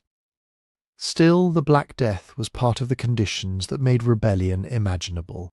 Before the plague, a peasant might resent a lord but see no realistic way out. After the plague, workers had seen landlords compete for tenants. They had seen wages rise. They had seen abandoned land become available. They had learned that the system depended on them. Once you know you are necessary, obedience starts to look less like destiny and more like a negotiation. England was not alone. Across Europe, the decades after the Black Death saw repeated urban conflicts, rural uprisings, tax revolts, and confrontations between workers and authorities. In Florence, the Ciompi Revolt of 1378 brought wool workers and other excluded labourers into open conflict with the city's ruling elite. These were not peasants in the English sense. They were urban workers in one of Europe's great commercial centres. But the underlying tension was familiar. The people whose labour sustained a wealthy economy demanded a greater voice within it. In France, the Jacquerie of 1358 had erupted earlier, amid war, heavy taxation, noble failure, and violence in the countryside. It was not a direct product of the Black Death alone, and it unfolded in a different immediate context. But it showed the same terrifying reality for elites across Europe. Rural people could organise, they could attack, and when the institutions meant to protect them failed, they could turn their anger against the social order itself. Other disturbances flared in the Low Countries, Iberia, German lands, and Italian cities. These were not one unified European revolution. There was no central plan, no shared manifesto, no single peasant movement moving from country to country. But there was a shared atmosphere. Labour was scarce. Governments were demanding revenue. Wars were expensive. Local lords were trying to preserve rights that no longer fit the new economic reality. And ordinary people were more mobile, more aware of alternatives, and in some places more willing to resist. Most rebellions failed in the immediate sense because the powerful still controlled armies, courts, prisons, and the right to define rebellion as a crime. A village could rise for a week. A city crowd could seize a square. But kings, nobles, bishops, and wealthy merchants had resources that frightened communities could not easily match. Yet suppression could kill rebels without restoring the world that had existed before 1347. In England, landlords increasingly found it difficult to enforce traditional labour services. Over time, many obligations were converted into money rents or abandoned in practice. Serfdom declined gradually, unevenly, and through countless local bargains rather than one dramatic decree. That was the deeper victory of the survivors. Not that they took power all at once, but that the old power could no longer command them in quite the same way. The Black Death had not made peasants free, it had made the cost of controlling them much higher.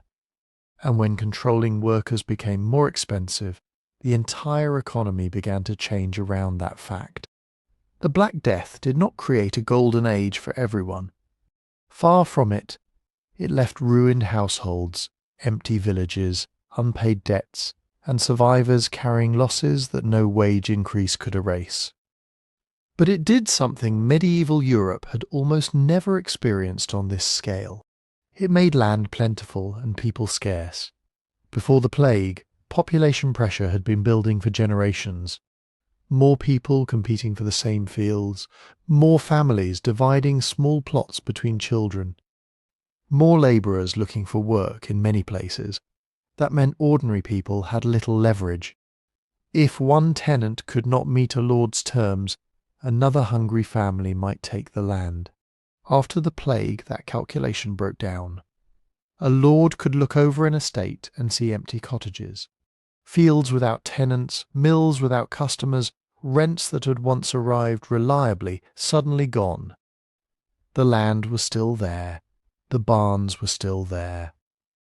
The legal documents claiming every acre were still there, but the people needed to make those things valuable had died, and that changed the price of almost everything.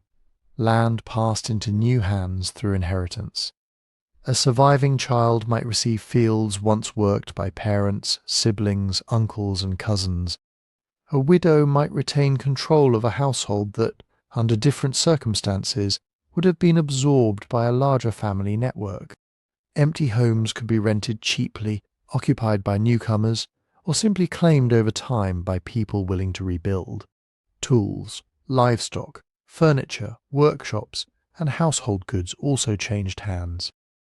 Death created a massive, chaotic redistribution of property. Not always peacefully, not always legally. Probate records, court disputes, and local complaints show that inheritance could bring conflict as well as opportunity. But for some survivors, especially those with the health, connections, and luck to take advantage of the moment, there was suddenly room to move. Literally. A family that had once squeezed a living from a tiny strip of land might now lease a larger holding. A labourer could leave an employer and find another. A younger son who might once have owned nothing could inherit enough to establish an independent household. That did not make him rich, but it could make him harder to command. The same pressure transformed the countryside itself. Growing grain is labour-intensive. Fields need ploughing, sowing, weeding, harvesting, threshing.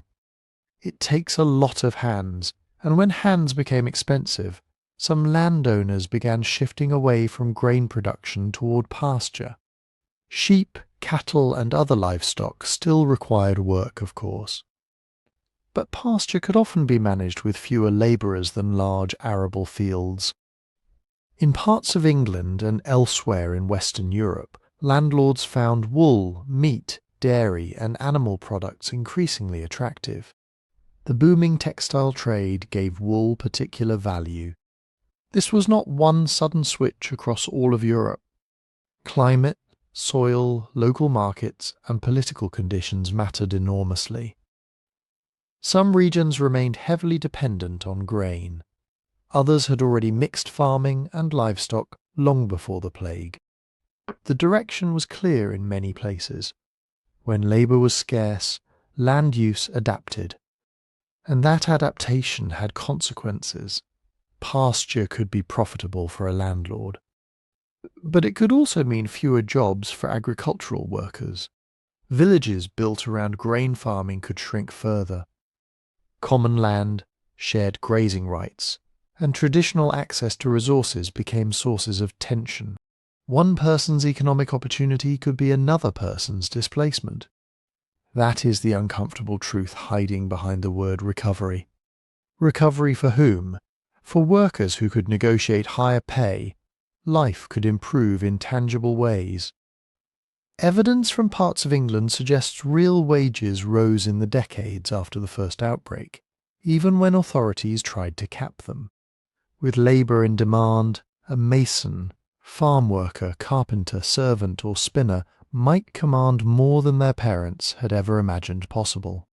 And higher wages could mean more than coins, better bread, more meat, ale instead of thin gruel, warmer clothing, a sturdier roof, the ability to marry earlier, form a household, hire help, or leave something to children. Archaeological and documentary evidence suggests that, in some communities, ordinary survivors consumed more animal protein and better goods than poorer families had before the plague. For a brief period, the bottom of society had more bargaining power because there were fewer people at the bottom. If you enjoy stories where history's biggest mysteries turn out to be far stranger than they first appear, you can get the channel's book about the 12 unexplained mysteries through the website link in the description, because the post-plague economy is one of those mysteries in plain sight. A disaster that destroyed lives also opened doors that had been locked for centuries. But those doors did not open equally. Landlords suffered from falling rents and rising labour costs. Estates that had generated comfortable income before 1348 could become financial burdens afterward. Some aristocratic families adapted. They leased land for cash. They negotiated with tenants. They invested in livestock, trade, offices, or marriages that protected their wealth. Others struggled. The old feudal model depended on dependable obligations. Peasants performing labour services, tenants paying customary dues, villagers supplying workers when summoned. But a dead tenant could not pay, and a living tenant who knew another lord was recruiting nearby could demand better terms. So rents declined in many areas. Labour services were increasingly converted into cash payments. Long-term leases became more common. Landowners who had once commanded work as a right had to compete for it like employers. That was a profound shift.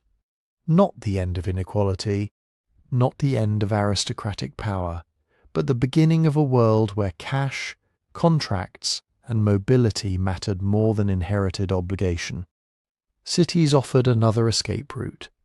Urban populations had been devastated by plague, yet cities still needed bakers, smiths, builders, carriers, cloth workers, sailors, shop assistants, domestic servants, and people to keep markets functioning.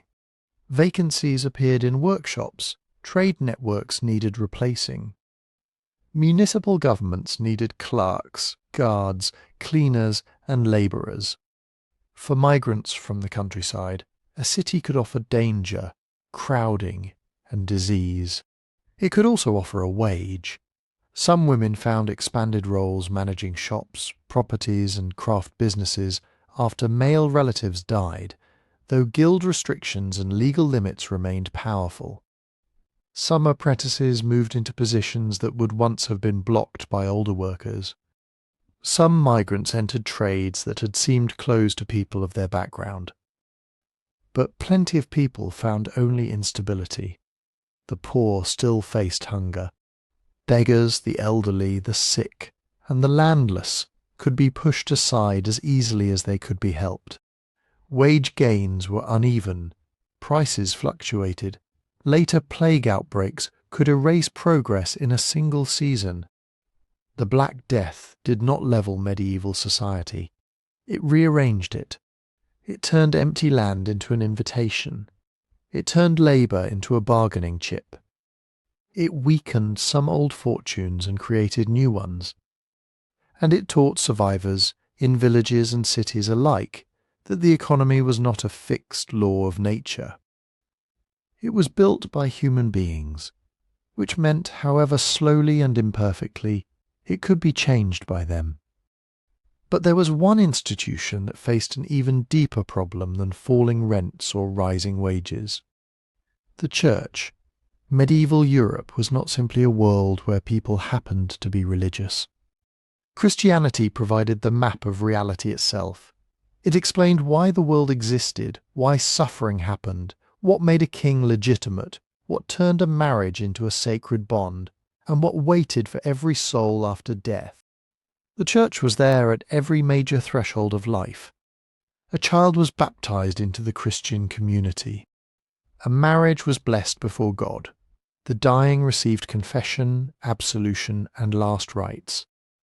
The dead were buried in consecrated ground while priests prayed for their souls.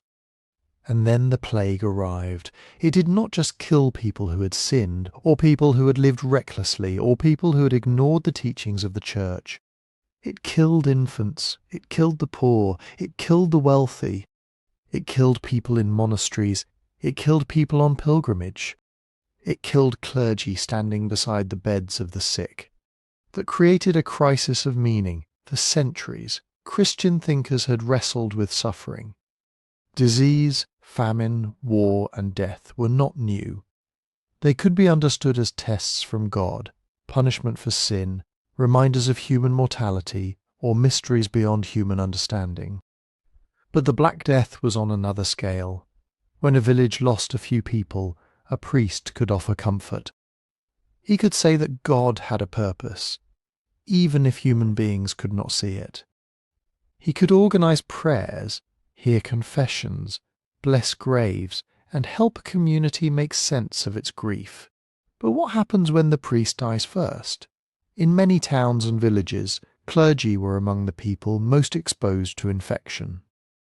A parish priest was expected to visit the sick, hear final confessions, administer the sacraments, and bury the dead. Monks and nuns ran hospitals, cared for the abandoned, and tended to those with no family left. They were doing exactly what their faith demanded. And many of them died for it. The numbers varied enormously from place to place, and medieval records are incomplete. But surviving evidence leaves little doubt that the loss was severe.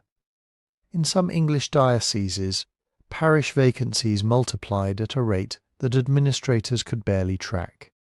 Monasteries lost experienced brothers, convents lost sisters who had spent their lives caring for the vulnerable. Bishops watched entire networks of local clergy collapse. Imagine the practical consequences. A parish without a priest had no one to say Mass, no one to hear confession, no one to baptize newborns, bless marriages, or conduct burials according to the rituals people believed could affect the fate of a soul. And in a society terrified of dying unprepared, that mattered enormously. The Church tried to respond. Bishops rushed to fill empty positions. Men who might once have spent years studying theology and church law were ordained quickly because there was no alternative. Some were sincere and capable, some were barely trained. Some saw an opportunity for income and advancement in a world suddenly desperate for clergy. The result was uneven pastoral care. A priest might be responsible for several parishes at once, riding from village to conduct funerals and sacraments. In other places, communities waited months or years for stable clerical leadership. Church courts, monasteries, schools, and charitable institutions all struggled with the loss of trained people. This did not mean the church disappeared. Far from it. If anything, the plague made spiritual questions impossible to ignore. People gave money for prayers for the dead. They founded chapels. They commissioned masses. They went on pilgrimages when they could. They joined religious confraternities, groups organized around prayer, charity, burial, and mutual support. When death became unpredictable, people wanted protection. They wanted saints who might intercede. They wanted relics. They wanted confession. They wanted some assurance that their loved ones had not simply vanished into silence. But alongside intensified devotion came something darker. Anger, doubt. a sense that the institutions claiming to explain God's will had failed when people needed them most. Some survivors watched wealthy churchmen flee, while ordinary priests remained behind and died. Others saw inexperienced replacements appointed to positions once held by respected scholars and pastors.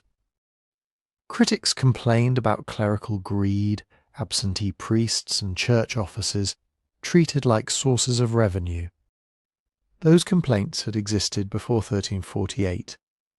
The Black Death did not invent them. But catastrophe gave them new force.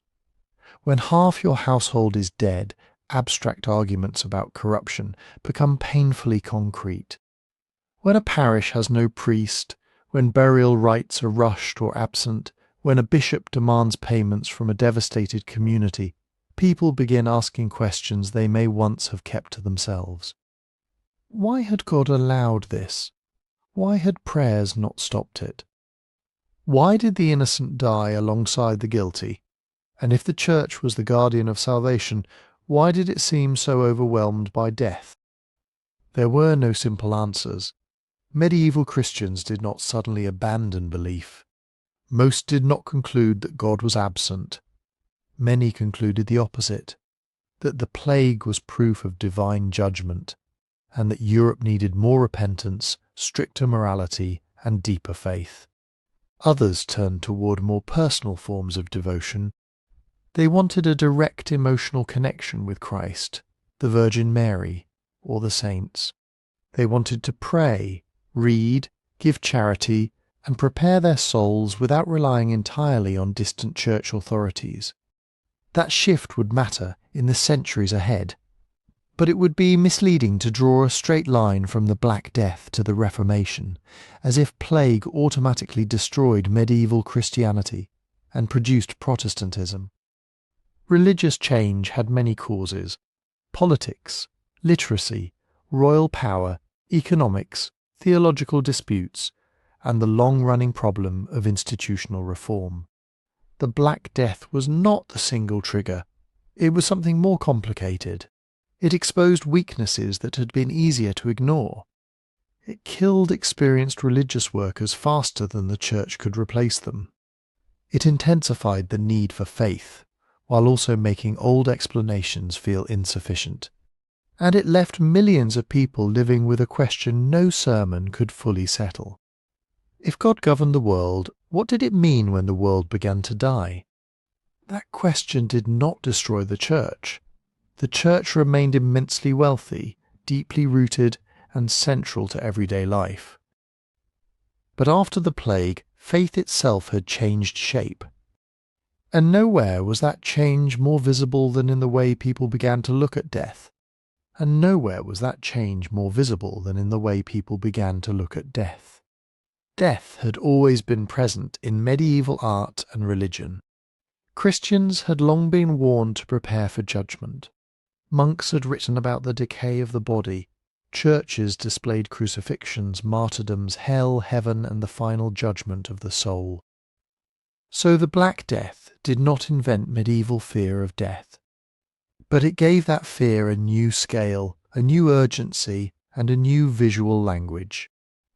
Before the plague, death could still seem like the end of a long life. A farmer might expect to inherit land from his father. A craftsman might train an apprentice, see his children grow, make a will in old age, and receive the last rites surrounded by family. After 1348, nobody could assume that. A healthy person could fall sick in the morning and be dead within days. A household could lose parents, children, servants, and neighbours almost at once. In the worst outbreaks, there was no time for the careful rituals that were supposed to make death understandable. No long vigil, no proper funeral procession, no priest available for every dying person. No individual grave for every body, and when something is too terrible to explain directly, people find symbols. That is what happened. Across Europe, painters, sculptors, preachers, playwrights, and ordinary mourners began returning again and again to the same question. What does it mean to live when death can arrive without warning? One answer was the memento mori. The phrase means remember that you must die. It sounds grim now, but it was not simply an invitation to despair. A memento mori was meant to shock people awake. It reminded the wealthy that gold could not bribe death. It reminded the powerful that kings and bishops had bodies that could rot. It reminded everyone that time was limited, judgment was coming, and a good death required preparation. Images of skulls, skeletons, graves, decomposing corpses, and hourglasses became more common in later medieval art. Tomb sculptures sometimes showed the dead not as peaceful nobles in rich clothes, but as shrunken bodies, sometimes nearly skeletal, being consumed by worms. Picture what that meant for a wealthy patron commissioning a tomb. You could have yourself carved in armour, crowned, dignified, eternal. Or you could show the truth beneath all that, the body broken down, the face gone, status erased. That was a radical message in a society built on rank. The plague did not make everyone equal in life. The rich often had better food, more space, and more options to flee. But death had exposed the limits of every earthly hierarchy. A bishop could die, a merchant could die, a king's child could die. The grave did not ask who had owned the most land. And then there was the dance macabre, the dance of death. This became one of the most unforgettable images of the late medieval world. Death, often shown as a skeleton or a rotting corpse, leads people in a procession or dance. The Pope is there, the Emperor is there, the knight, the merchant, the judge, the bishop, the farmer, the child, the beggar. One by one, death takes them all. The message was brutally simple. You are not exempt. In some versions, death speaks directly to its victims. It mocks their wealth, interrupts their plans, and tells them that their place in the line has come. The Pope cannot command it away. The physician cannot cure it. The soldier cannot fight it. The young cannot outrun it. These images appeared on church walls, in manuscripts, in sermons, and in popular drama. They turned private terror into something public. A town that had lost thousands of people could see its own fear reflected in a story everyone understood. But historians are careful here. The Danse Macabre did not appear from nowhere in 1348. Earlier traditions had already imagined death as a universal conqueror. Medieval sermons had long insisted that worldly status was temporary. The Bible itself was full of warnings about mortality. The Black Death intensified those older traditions. It made them feel less like theology and more like eyewitness testimony. When an artist painted a skeleton leading a king by the hand, audiences did not need much imagination. They had seen powerful people disappear. When a preacher described the body returning to dust, listeners had watched mass graves fill outside city walls. The line between symbol and experience had become frighteningly thin. Funerary culture changed too. During the first wave, normal burial often collapsed under the sheer number of dead. Chroniclers described trenches, overcrowded churchyards, hurried burials, and bodies carried away before families could perform the rites they believed the dead deserved. Not every account can be taken literally. Medieval writers often used extreme language to convey horror. But archaeology and local records confirm that many communities faced a genuine burial crisis. Afterward, survivors tried to restore order to death. They made wills in greater numbers. They left money for funeral masses. They paid for candles, prayers, chapels, and memorials. They gave property to hospitals, poorhouses, monasteries, and confraternities. A person facing an uncertain death might arrange alms for the poor, hoping that charity would help their soul in the next world. These gifts were religious acts, but they were also acts of memory. If plague had destroyed families, then a memorial could rebuild a connection. If a parent, spouse or child had died without a proper farewell, a prayer funded years later could say, "This person existed. This person was loved. This death mattered." Confraternities became especially important.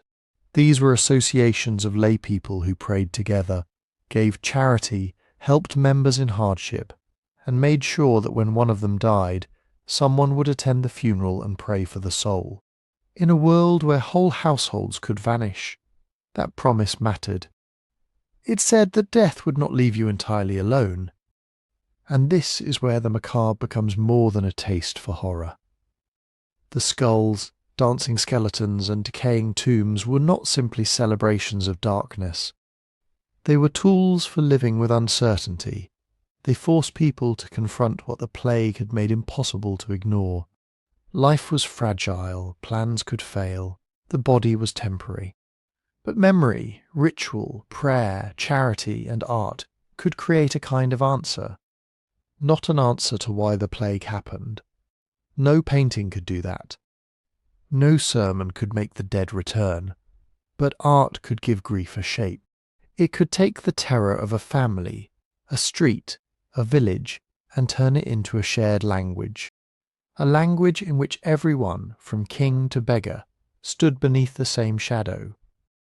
And once a society begins organizing its imagination around that shadow, it does not just change its art. It begins changing the spaces where people live, and that change did not stop at church walls, tombs, and paintings. It moved into the streets. After the first Black Death wave, European cities faced a terrifying realization. The plague had not vanished forever. It could return. It did return, again and again, in different places, in different years, carried along the same roads, rivers, ships, markets, and human connections that made urban life possible. A city could survive one disaster and still spend generations waiting for the next one. So governments began doing something new. They tried to organize fear, not cure the disease. They could not do that. They still did not understand bacteria, fleas, rats, or the biology of infection. Many officials continued to blame poisoned air, corrupted water, bad smells, divine punishment, or dangerous strangers. But they had learned one brutally practical lesson. Movement mattered. Plague followed people. It followed cargo. It followed sailors stepping off ships, merchants entering gates, refugees fleeing infected towns, and goods passing from one hand to another. And if movement could bring death, then controlling movement might slow it down. That idea reshaped the medieval city. One of the earliest and most important experiments came from the port city of Ragusa, today Dubrovnik, on the Adriatic coast. In 1377, its government required travellers arriving from places suspected of plague to wait outside the city before entering. At first, the period was 30 days. Later, in many Italian cities, it became 40 days. In Italian, 40 giorni means 40 days. That is where the word quarantine comes from. 40 days was not based on modern germ theory. It had religious and cultural associations, and officials could not know whether it was the exact amount of time needed to stop an infection. But it was an attempt to use observation, time, and separation against an invisible threat. If people arrived healthy and remained healthy after waiting, perhaps they could enter. If they became ill, perhaps the city had been spared. It was crude, it was imperfect, but it was a major shift in how governments thought. Disease was no longer only a private misfortune, something handled by families, priests, physicians, and charity. It was becoming a civic problem, a problem for magistrates, guards, port officials, record keepers, and councils. Venice became one of the great laboratories of this new system. That made sense. Venice was rich because it was connected. Its merchant fleets reached across the Mediterranean and beyond. Spices, silk, grain, timber, metal, cloth, and people flowed through its harbour. But every ship was also a possible carrier of plague. Venice could not simply close itself off, shut the port completely, and the city risked hunger, commercial collapse, and political weakness. Leave it open, and it risked another epidemic. This was the central nightmare of plague government. How do you protect a city without strangling the economy that keeps it alive? Venice's answer was regulation. In the 15th century, it established plague hospitals on islands away from the crowded centre. These were called lazarettos, named after Lazarus, a biblical figure associated with sickness and poverty. Travellers and goods could be held there under observation. People suspected of illness could be isolated. Clothing, bedding, and cargo might be aired out, washed, smoked, or treated with vinegar and perfumes. Some of these measures did little against the actual disease. Others, especially isolation and limits on contact, could sometimes reduce transmission. But nobody at the time could reliably separate what worked from what merely felt protective. Still, the system expanded. Cities created health boards, often temporary at first, then increasingly permanent. These officials inspected arriving ships. They issued health passes. They ordered the cleaning of streets. They monitored burials. They could close markets, forbid public gatherings, block travellers from infected regions, and place houses under guard. A red mark on a door, a locked household, an armed watchman outside a lane. These became part of the urban vocabulary of epidemic. And then came the records. City governments wanted to know who had died, where they had died, and sometimes what officials believed had killed them. Parish priests, gravediggers, hospital workers, and civic clerks became part of an information network. Death lists were incomplete. Causes were often guessed. Poor people could disappear from the records entirely. But the impulse mattered.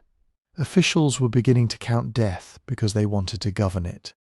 That changed the relationship between ordinary people and the city. Your body was no longer only your family's concern. If you coughed, developed a fever, housed a stranger, took in a lodger, buried a relative, or arrived from another town, authorities might claim the right to intervene. Homes could be inspected, neighbourhoods could be sealed. Beggars, migrants, sailors, prostitutes, travelling labourers and foreigners could be treated as possible threats simply because they moved through the city differently from established residents. Sometimes these policies reflected genuine attempts to protect public life. Sometimes they became tools of exclusion, suspicion, and coercion. Usually they were both at once. The Black Death did not create the modern public health system. Medieval quarantine was not modern medicine waiting to be born. It rested on limited knowledge, uneven enforcement, religious assumptions, and deep social prejudice. But it created something historically important, the idea that a government had responsibilities during an epidemic, and also powers to count, to inspect, to isolate, to restrict travel, to decide who belonged inside the walls and who had to wait outside them. The city was becoming more than a place where people lived and traded. It was becoming a machine for managing risk, and in the centuries ahead, that machine would not only confront disease, it would help build stronger states, more intrusive governments, and a new political question that still has not gone away. How much freedom are people willing to surrender when survival is on the line? That question became even more urgent when disease collided with war, because the Black Death did not arrive in a peaceful Europe.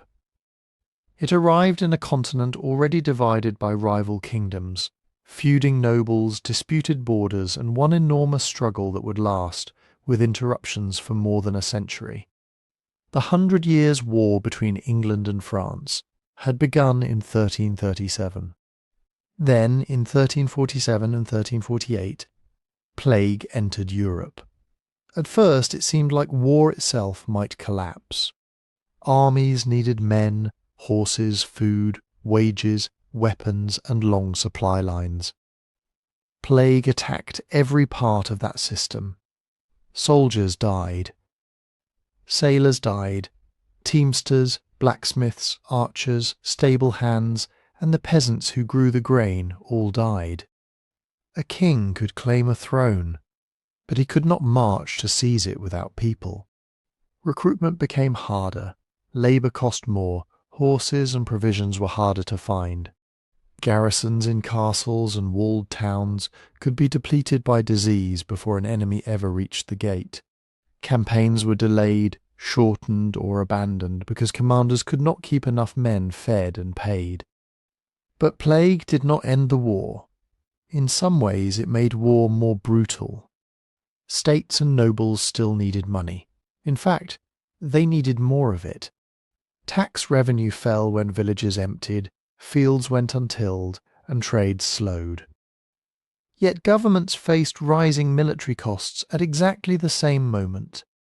So rulers searched for new sources of income. They raised extraordinary taxes, borrowed from merchants, pressured towns, and expanded the machinery used to collect payments. This was one of the great paradoxes of the Plague Age. Society had been weakened. Populations had shrunk. Local economies had been shattered, and yet governments, in some places, became more active, more organised, and more demanding.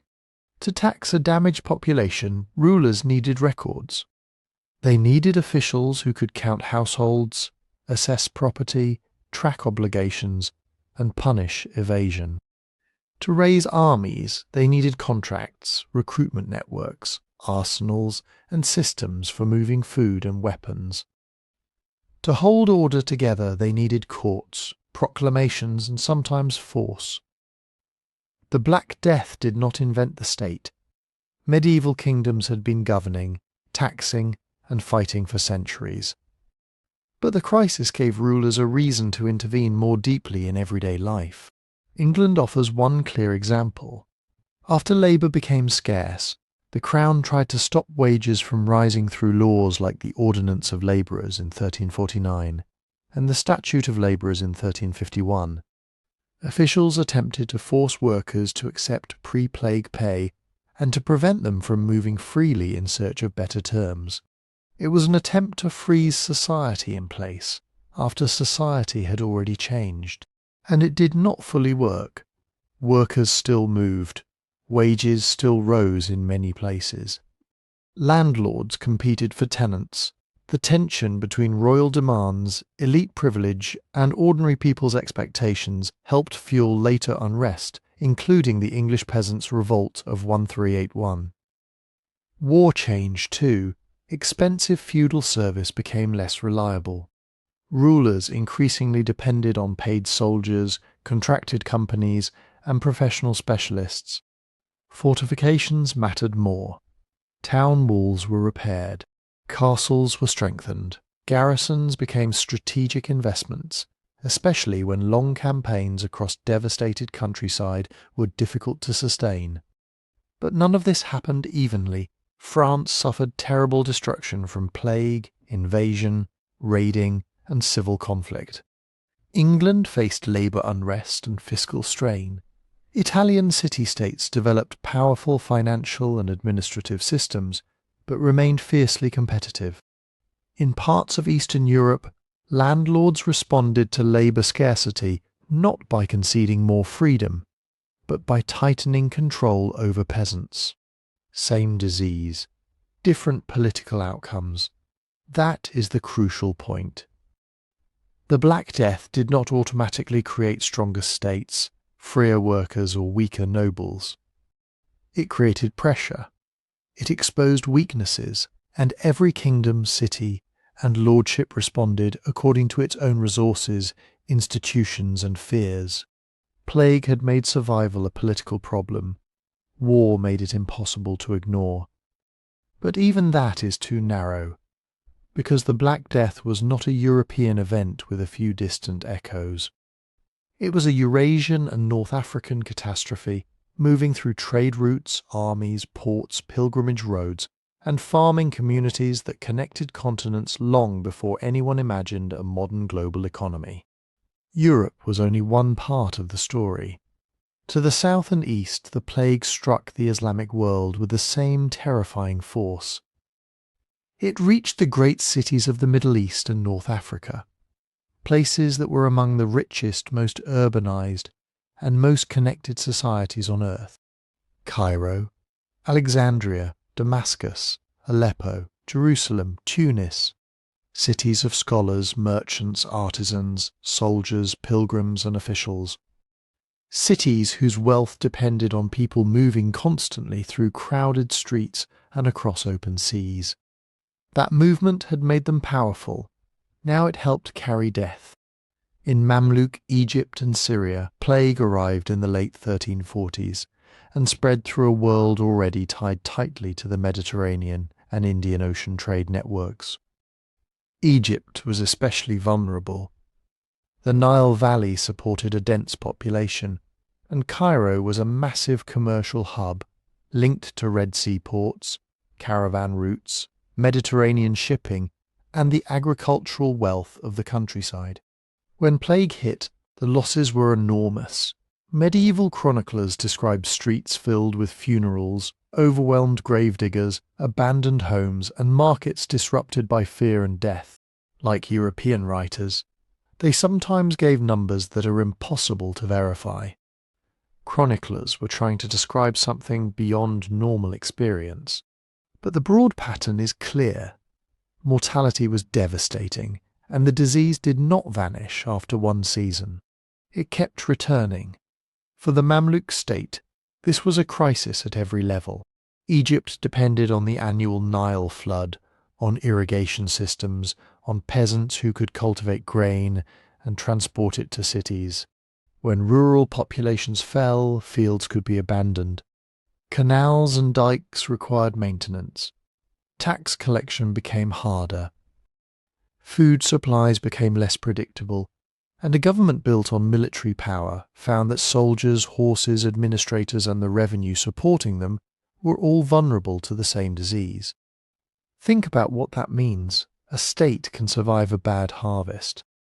It can survive a military defeat. It can survive the death of one ruler.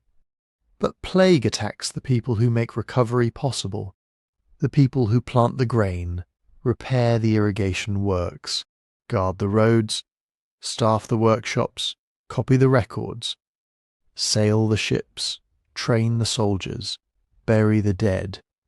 Syria faced its own version of the disaster. Damascus and Aleppo stood at crossroads between the Mediterranean, Anatolia, Mesopotamia, Arabia, and Persia. Their markets connected distant regions. Their caravan routes moved silk, spices, metals, textiles, and ideas. But they also moved rats, fleas, infected people, and the disease itself. The same networks that had made the Middle East a centre of global exchange became channels of contagion. And yet the consequences were not identical to those in England, France, or Italy. In Western Europe, labour shortages often gave surviving workers more bargaining power, at least in some regions. In Egypt, the structure of landholding, taxation, irrigation, and state control created different pressures.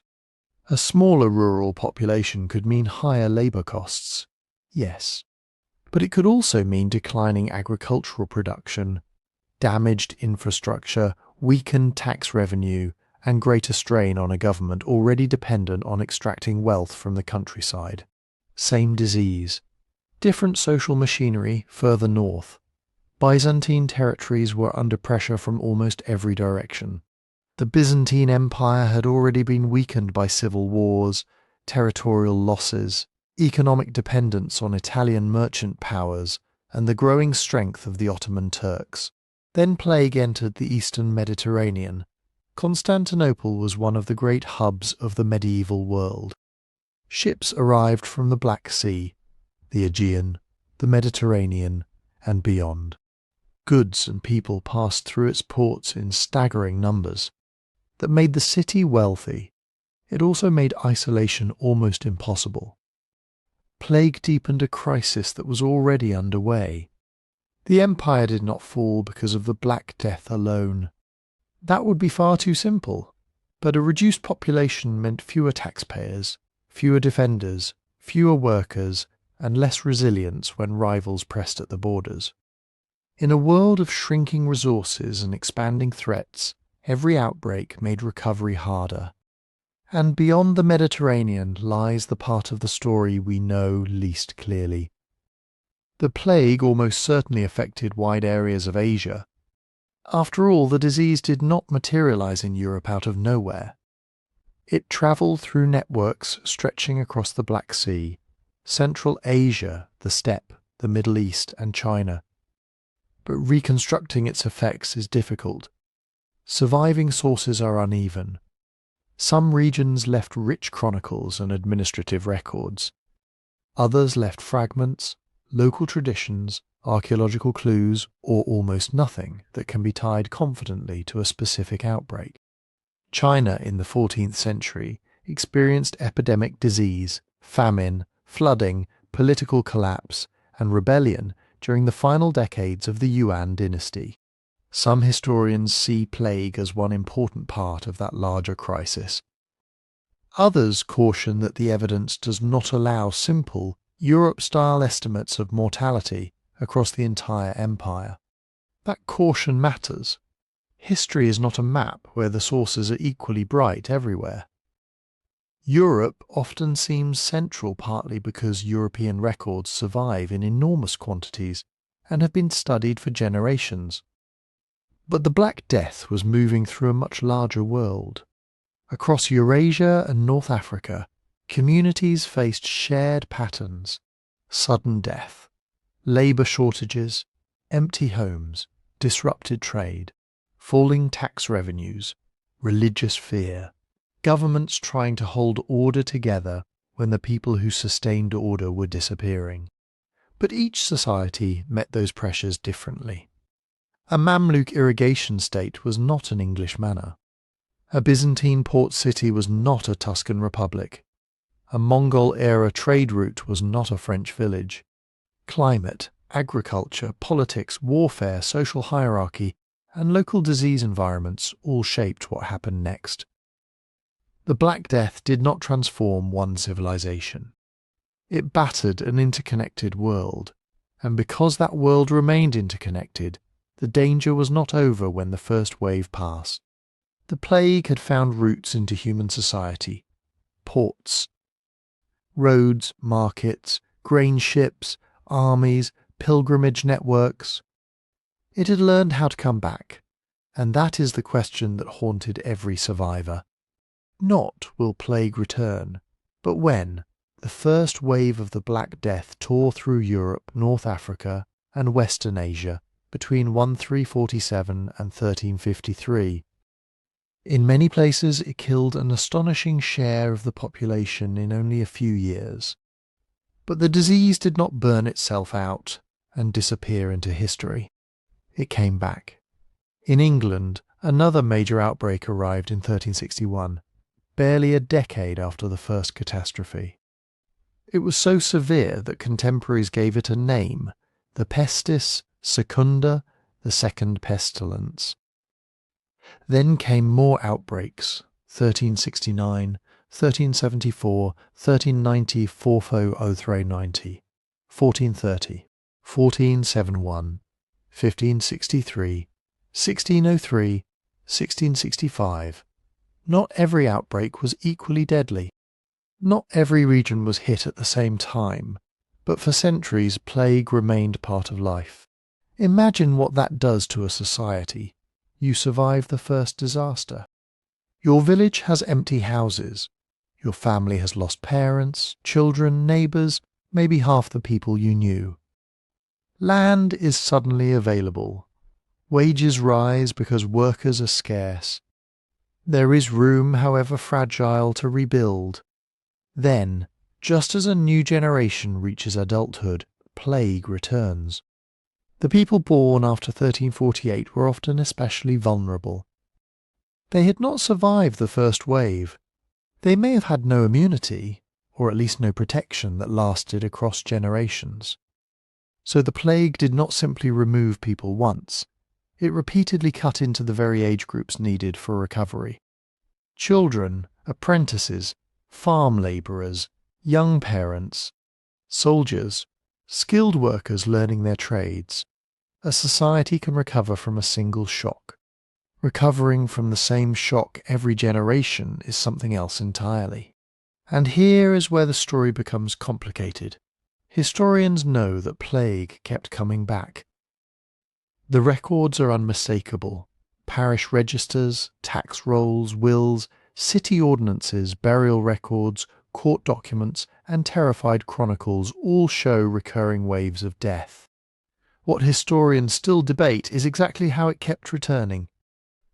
The disease was caused by Yersinia pestis, the bacterium responsible for bubonic plague. It can circulate among rodents and be transmitted by fleas. In the classic model, infected rats die, their fleas seek new hosts, and humans become part of the chain of infection. But medieval plague was almost certainly more complicated than the simple image of one rat, one flea, one victim. Which rodents carried the disease across different regions? Black rats probably mattered in many ports and towns. But they may not explain every outbreak, especially in colder rural areas or places where rat populations seem too limited. Did plague survive for long periods in European animal populations hidden in local reservoirs? Or did it repeatedly arrive from outside Europe through trade routes connecting the Mediterranean, the Black Sea, Central Asia, and beyond? The answer may be both. Some historians argue that plague could not have remained continuously established across much of Europe and was repeatedly reintroduced through commerce.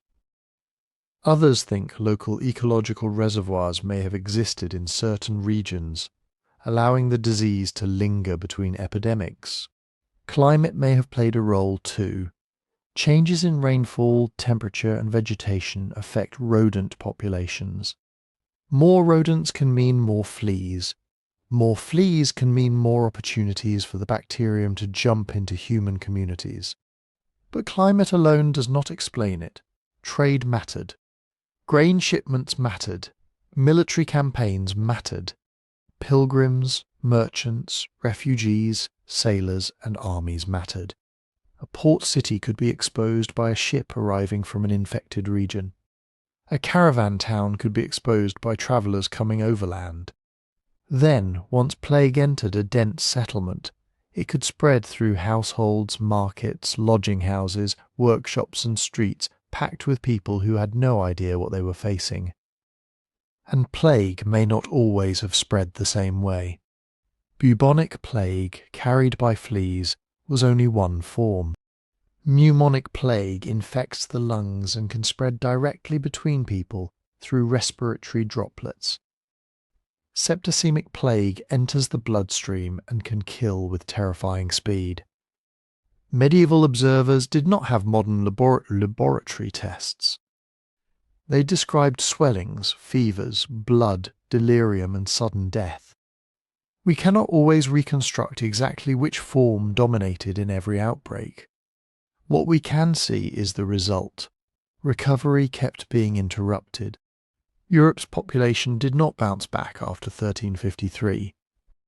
In many areas, it remained far below pre-plague levels for more than a century. Some villages lost so many people that they were abandoned entirely. Fields returned to pasture or woodland. Churches stood without congregations. Manors lost tenants. Towns struggled to replace skilled craftspeople and maintain their old institutions.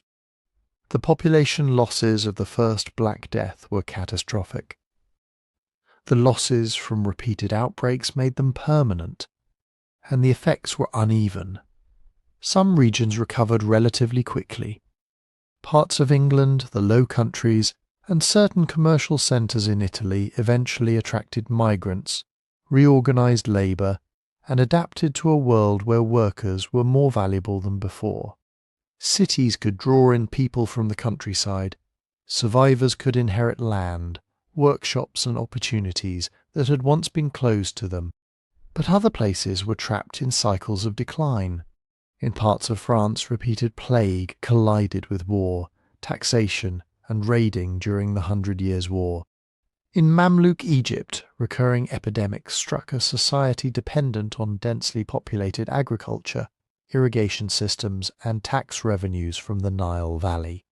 Every new wave meant fewer peasants to work the fields, fewer labourers to maintain canals, fewer resources for the state to respond.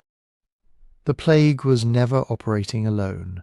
It found societies already strained by harvest failures, warfare, political conflict, inequality, and environmental pressure. Then it made every weakness worse. That is why the Black Death did not create a simple before and after. There was no clean moment when Europe or the wider world woke up and began rebuilding. There were decades of funerals, decades of labour shortages, decades of children growing up, knowing that a disease could return without warning and erase a town's progress in a single season. Civilization was not remade by 1 year of death. It was remade by generations living with the return of death. So did the Black Death create the modern world? It is one of the biggest claims historians make about the plague. And at first glance, the evidence seems overwhelming. Before 1347, much of Europe was crowded. Population had grown for generations. Good farmland was scarce. Landlords had power because peasants needed access to land to survive. A labourer without property had few choices. Work for the Lord. Pay rents, perform services, accept the terms offered, because there were always other people waiting to take your place. Then plague killed perhaps a third, perhaps half, of the population in some regions. And suddenly the balance changed. There was land everywhere. Empty cottages, unclaimed fields, workshops without masters, farms without tenants. Lords still owned estates, but ownership was not the same thing as control. A manor could have rich soil, barns, mills, and legal rights going back centuries. None of it mattered much if there were not enough living people to plant the fields, harvest the grain, repair the fences, and pay the rent. Workers had become scarce, and scarcity creates bargaining power.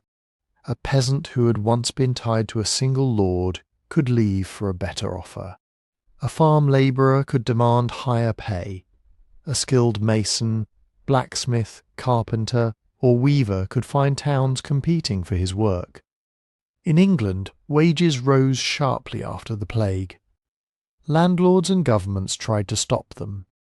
The Ordinance of Labourers in 1349 and the Statute of Labourers in 1351 attempted to force workers to accept pre-plague wages. Think about what that means. The ruling class had watched millions die. Their response was not simply grief. It was an emergency law designed to make the survivors work for yesterday's pay. But laws are easier to write than enforce. If a worker could earn more in the next village or in a growing town, he could leave. Not everyone could, not everywhere. But enough people could move, bargain, and resist that the old system began to bend. Over time, in parts of Western Europe, labour services owed to lords were increasingly replaced by cash rents and paid employment. The relationship between lord and peasant did not vanish overnight. Feudalism was not a light switch that turned off in 1348. But one of its foundations had cracked. For centuries, power had flowed from the fact that land was limited and people were plentiful. After the plague, people were limited and land was plentiful. That reversal had consequences everywhere. Survivors often had more to consume. Not because medieval life suddenly became easy, but because the same amount of land, housing, tools, livestock, and wealth was divided among fewer people. In some places, ordinary households ate more meat, wore better cloth, furnished homes with goods that would once have been luxuries. Wills and inventories from later medieval towns show households accumulating metal utensils, furniture, clothing and tools. A smaller population could mean higher wages. Higher wages could mean more spending. More spending could support craftsmen, merchants, markets and towns. And when labour is expensive, people have a reason to find ways to use less of it. This does not mean the Black Death directly invented machines. That is too simple, but labour shortages could make labour-saving methods more attractive. Landlords shifted some farmland from grain, which required large numbers of workers, toward pasture, especially sheep grazing. Wool-fed textile industries, water mills, improved tools, new ways of organising work, and investment in production all became more valuable in a world where every capable worker mattered. Some historians see this as one road toward modern economic life. More wage labour, more mobility, more commercial farming, more urban growth, more people making choices in markets rather than simply inheriting obligations from birth. And then there is the Renaissance. The chronology is tempting. The Black Death devastates Italy in the mid-14th century.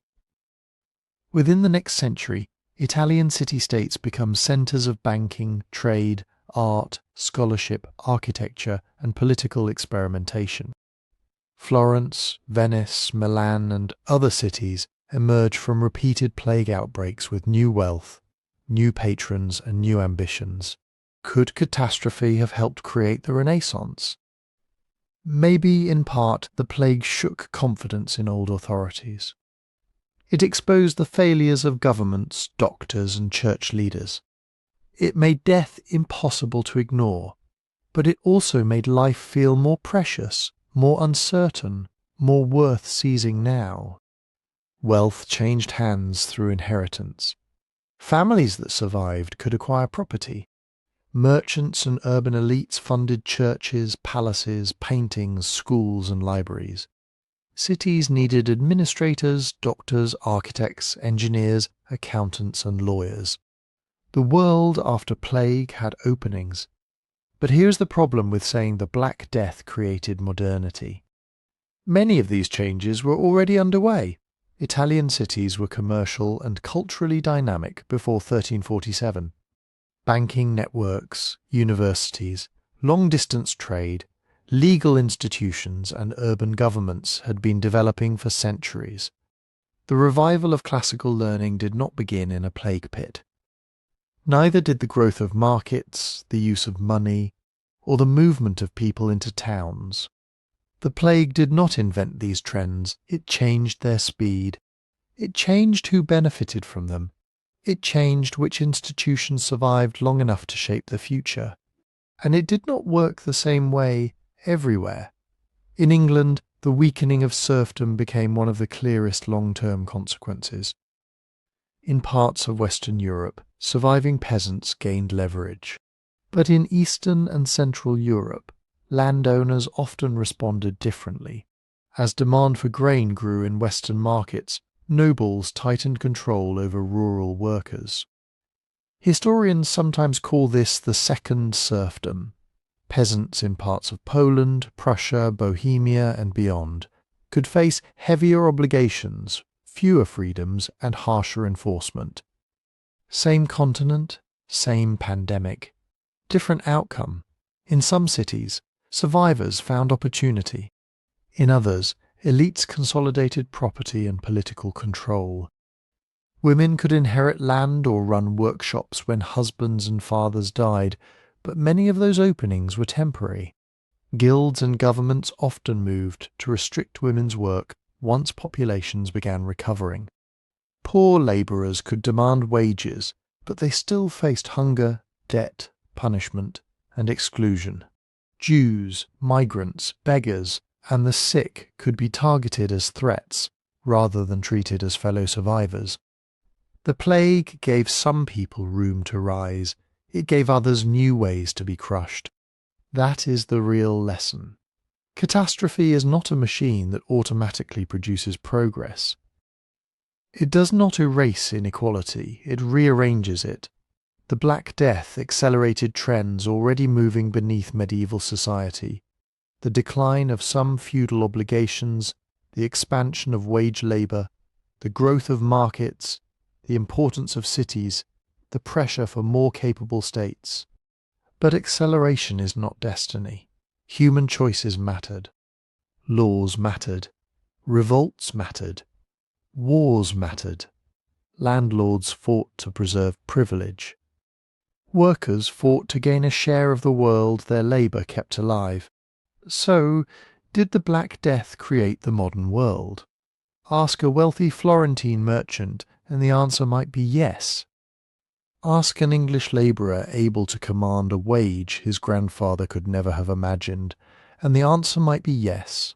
Ask a serf in Eastern Europe facing tighter bondage, a widow pushed out of her trade, or a persecuted minority blamed for disaster, and the answer would sound very different. The Black Death was not the birth of modernity. It was a turning point so violent that old systems could no longer continue unchanged. But what replaced them depended on where you lived, when you lived, and whether you had the power to turn survival into opportunity. And that is why the Black Death still matters. Not because medieval Europe was secretly just like us. It wasn't. Their world had no germ theory, no antibiotics, no modern hospitals, no instant communication, no national public health systems. Most people did not know what bacteria were. They did not know that fleas carried plague between rodents and humans. They could watch neighbours develop fever, swell with buboes, collapse and die within days, yet have no reliable way to explain what was happening. We should be careful with easy comparisons. A medieval plague ship entering a Mediterranean port is not the same thing as a modern pandemic moving through a world of airplanes, intensive care units, genomic sequencing, social media, vaccines, and global supply chains. The diseases are different. The technologies are different. The states are different. Even the basic shape of everyday life is different. But the Black Death reveals something that remains uncomfortably familiar. Civilization depends on stability more than it likes to admit. It depends on farmers being able to plant and harvest. It depends on workers showing up. It depends on trade routes staying open. It depends on officials being trusted, laws being enforced, food reaching markets, and families believing that the institutions around them can protect them, or at least make sense of disaster. Most of the time, these systems are almost invisible. You wake up. Bread is in the market. Water is available. Goods arrive from far away. Someone repairs the road. Someone keeps records. Someone collects taxes. Someone buries the dead. Priests pray. Judges rule. Merchants trade. Farmers grow food. The whole machine keeps moving, and because it keeps moving, people begin to think it always will. Then comes a shock big enough to interrupt every part of it at once. And suddenly, the things that looked permanent start looking fragile. That was the Black Death. It was a medical catastrophe, obviously. But it was also a labour crisis, a crisis of government, a crisis of faith, a crisis of family and inheritance, a crisis of trust between rich and poor, town and countryside, ruler and subject, priest and believer. When millions died, fields did not just lose workers. Manors lost rents, towns lost taxpayers, workshops lost skilled hands, armies lost soldiers, monasteries lost monks, parishes lost priests, courts lost clerks, households lost parents, children, servants and heirs. Every institution was built on living people doing necessary work. Take enough people away, and the institution is still standing, at least physically. The church remains, the castle remains, the town walls remain. The laws remain written down, but the system that gave those things meaning begins to come apart. A lord could still claim ancient rights over his tenants. But what happened when the tenants were dead, or when the survivors could simply leave? A bishop could still promise spiritual order, but what happened when clergy died in such numbers that parishes were left without experienced priests? A city government could pass rules about sanitation, prices, burial, movement and wages. But what happened when fear, hunger and desperation made those rules impossible to enforce? The Black Death did not destroy medieval civilization in one clean blow. It forced survivors to renegotiate it. That is the crucial word. Renegotiate. Workers renegotiated what their labour was worth. Landlords renegotiated how they managed estates. Cities renegotiated the boundary between private life and public health. Governments renegotiated how much control they could claim in an emergency. Religious communities renegotiated what faith meant when prayer did not stop the dying. Artists, writers, and ordinary families renegotiated how to speak about death. And not everyone entered those negotiations with equal power. Some people inherited land, property, and opportunity. Some found higher wages. Some towns expanded the authority of officials and medical boards. Some rulers learned that a state able to count people, control borders, manage food, and organize emergency measures could become stronger after crisis. Others were blamed, others were expelled, others were forced back into old obligations by law and violence. This is where the story becomes darker and more useful. When trusted systems fail, people do not just search for solutions. They search for meaning.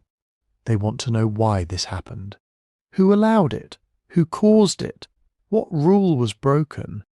What enemy is hiding among them? In the absence of a convincing answer, fear can turn into rumour. Rumour can turn into accusation. Accusation can turn into persecution. The Black Death showed how quickly a frightened society can confuse explanation with blame. But it also showed the opposite. It showed that people can build new forms of cooperation when old ones fail. Cities developed quarantine practices. Ports created systems of inspection and isolation. Communities organized care for the sick and burial for the dead. Families rewrote wills, adopted children, formed new households, rebuilt trades and carried on.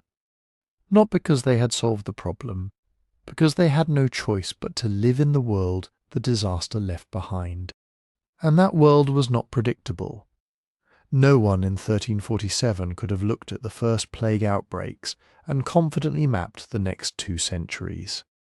They could not know that labour shortages would weaken some forms of serfdom in Western Europe. They could not know that other regions would see landlords tighten control. They could not know that public health would become a more permanent responsibility of cities and states. They could not know that the church would survive, but with its authority damaged and challenged. They could not know that death would fill art and ritual, while wealth, ambition, trade, and learning would also find new paths. Disaster exposes weaknesses, but it does not tell you what will replace them. That part depends on institutions, on resources, on geography, on politics, on who has power when the emergency begins, and who manages to seize power after it. The Black Death was not a lesson in inevitable progress. It was a lesson in contingency. A society can look solid right up until the moment the people, systems, and assumptions holding it together begin to fail. And when that happens, the future is not automatically better or worse. It becomes open in ways that are frightening, unequal, and impossible to fully control. So the question the plague leaves us with is not whether our world could survive a crisis. Human societies usually survive. The harder question is this: which parts of our own civilization seem strong only because stability has not yet been taken away? The answer is not that the Black Death created a new world all by itself. No plague does that. Disease can kill. It can empty villages, break trade routes, erase families, and leave institutions staggering. But disease does not decide what happens next. People do. Lords, labourers, merchants, priests, rulers, widows, migrants, craftsmen, tenants. Millions of ordinary survivors, each making decisions in circumstances they never wanted. That is the world that emerged after the plague. Not a world where everyone suddenly became free. Not a world where suffering automatically produced progress. And not a world where the old medieval order simply vanished overnight. It was a world in which the old balance of power had been violently disturbed. Before the Black Death, land was abundant only in the sense that most of it belonged to someone else. Labour was everywhere. A peasant who left a manor could often be replaced. A worker who demanded more could be ignored. A family with no land, no guild membership, no patron, and no inherited wealth had limited choices. Then, in only a few years, death changed the arithmetic. Fields still needed planting. Sheep still needed tending. Workshops still needed skilled hands. Ships still needed crews. Towns still needed bakers, masons, carriers, smiths, clerks, servants and gravediggers. But in many places there were simply fewer people left to do the work. And when labour becomes scarce, labour becomes valuable. That did not mean every peasant became prosperous. Far from it. Many survivors were impoverished by loss. They inherited debts along with land. They watched relatives die. They lived through repeated outbreaks. They faced rising prices, local violence, and rulers determined to keep wages down. But the possibility of movement had changed. A worker could leave a harsh landlord for one offering better terms. A tenant could bargain for lower rents. A family might take over abandoned land.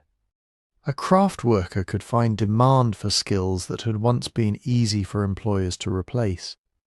In parts of Western Europe, especially England and sections of France, these pressures helped weaken older systems of forced labour and hereditary obligation. The important word is helped. The Black Death did not abolish serfdom everywhere. It did not produce modern capitalism on command. It did not lift all social classes together. In Eastern Europe, where landowners and political elites retained different kinds of power, labour shortages often led to the opposite response. Lords tightened control over peasants, restricted movement, and imposed heavier obligations. The same demographic shock could produce very different outcomes depending on local laws, markets, military power, and the ability of ordinary people to resist. That is one of the biggest lessons of the plague. The catastrophe was shared. Its consequences were not. A wealthy merchant who survived might inherit property, buy land cheaply, and expand a business into the gaps left by dead competitors. A noble family might lose heirs and income, but still possess estates, legal privileges, and armed power. A poor widow might gain control over a household, or she might lose every source of support in a single season. Some towns became richer because surviving workers could command better wages. Others declined because trade collapsed or population never recovered. Some governments became more capable, building systems to monitor disease, regulate movement, inspect goods, and organize public order. Others found that tax bases had shrunk, armies were harder to recruit, and old authority no longer inspired obedience. Even religion changed in complicated ways. The Church remained one of the most powerful institutions in Europe. It did not disappear, but it faced a population that had watched priests die, prayers go unanswered, and familiar rituals fail to explain the scale of suffering. Some people turned toward more intense forms of devotion. Others became more skeptical of clerical authority. New religious movements gained followers. Criticism of corruption and wealth within the Church became harder to dismiss. Again, no single outcome, no clean line from plague to reformation, from death to modernity, from crisis to enlightenment. History is never that neat. But after the Black Death, Europe was a place where more people had seen the old order fail. They had seen noble families weakened. They had seen officials panic. They had seen religious institutions overwhelmed. They had seen laws rewritten because the old laws no longer matched reality. And once people see that supposedly permanent systems can change, they begin to imagine changing them again. That imagination mattered. It mattered when peasants resisted labour laws. It mattered when towns demanded privileges. It mattered when workers moved in search of opportunity. It mattered when rulers tried to build stronger states. It mattered when families decided who would inherit, who would marry, where they would live, what work they would take, and whether they would accept the terms that powerful people offered them.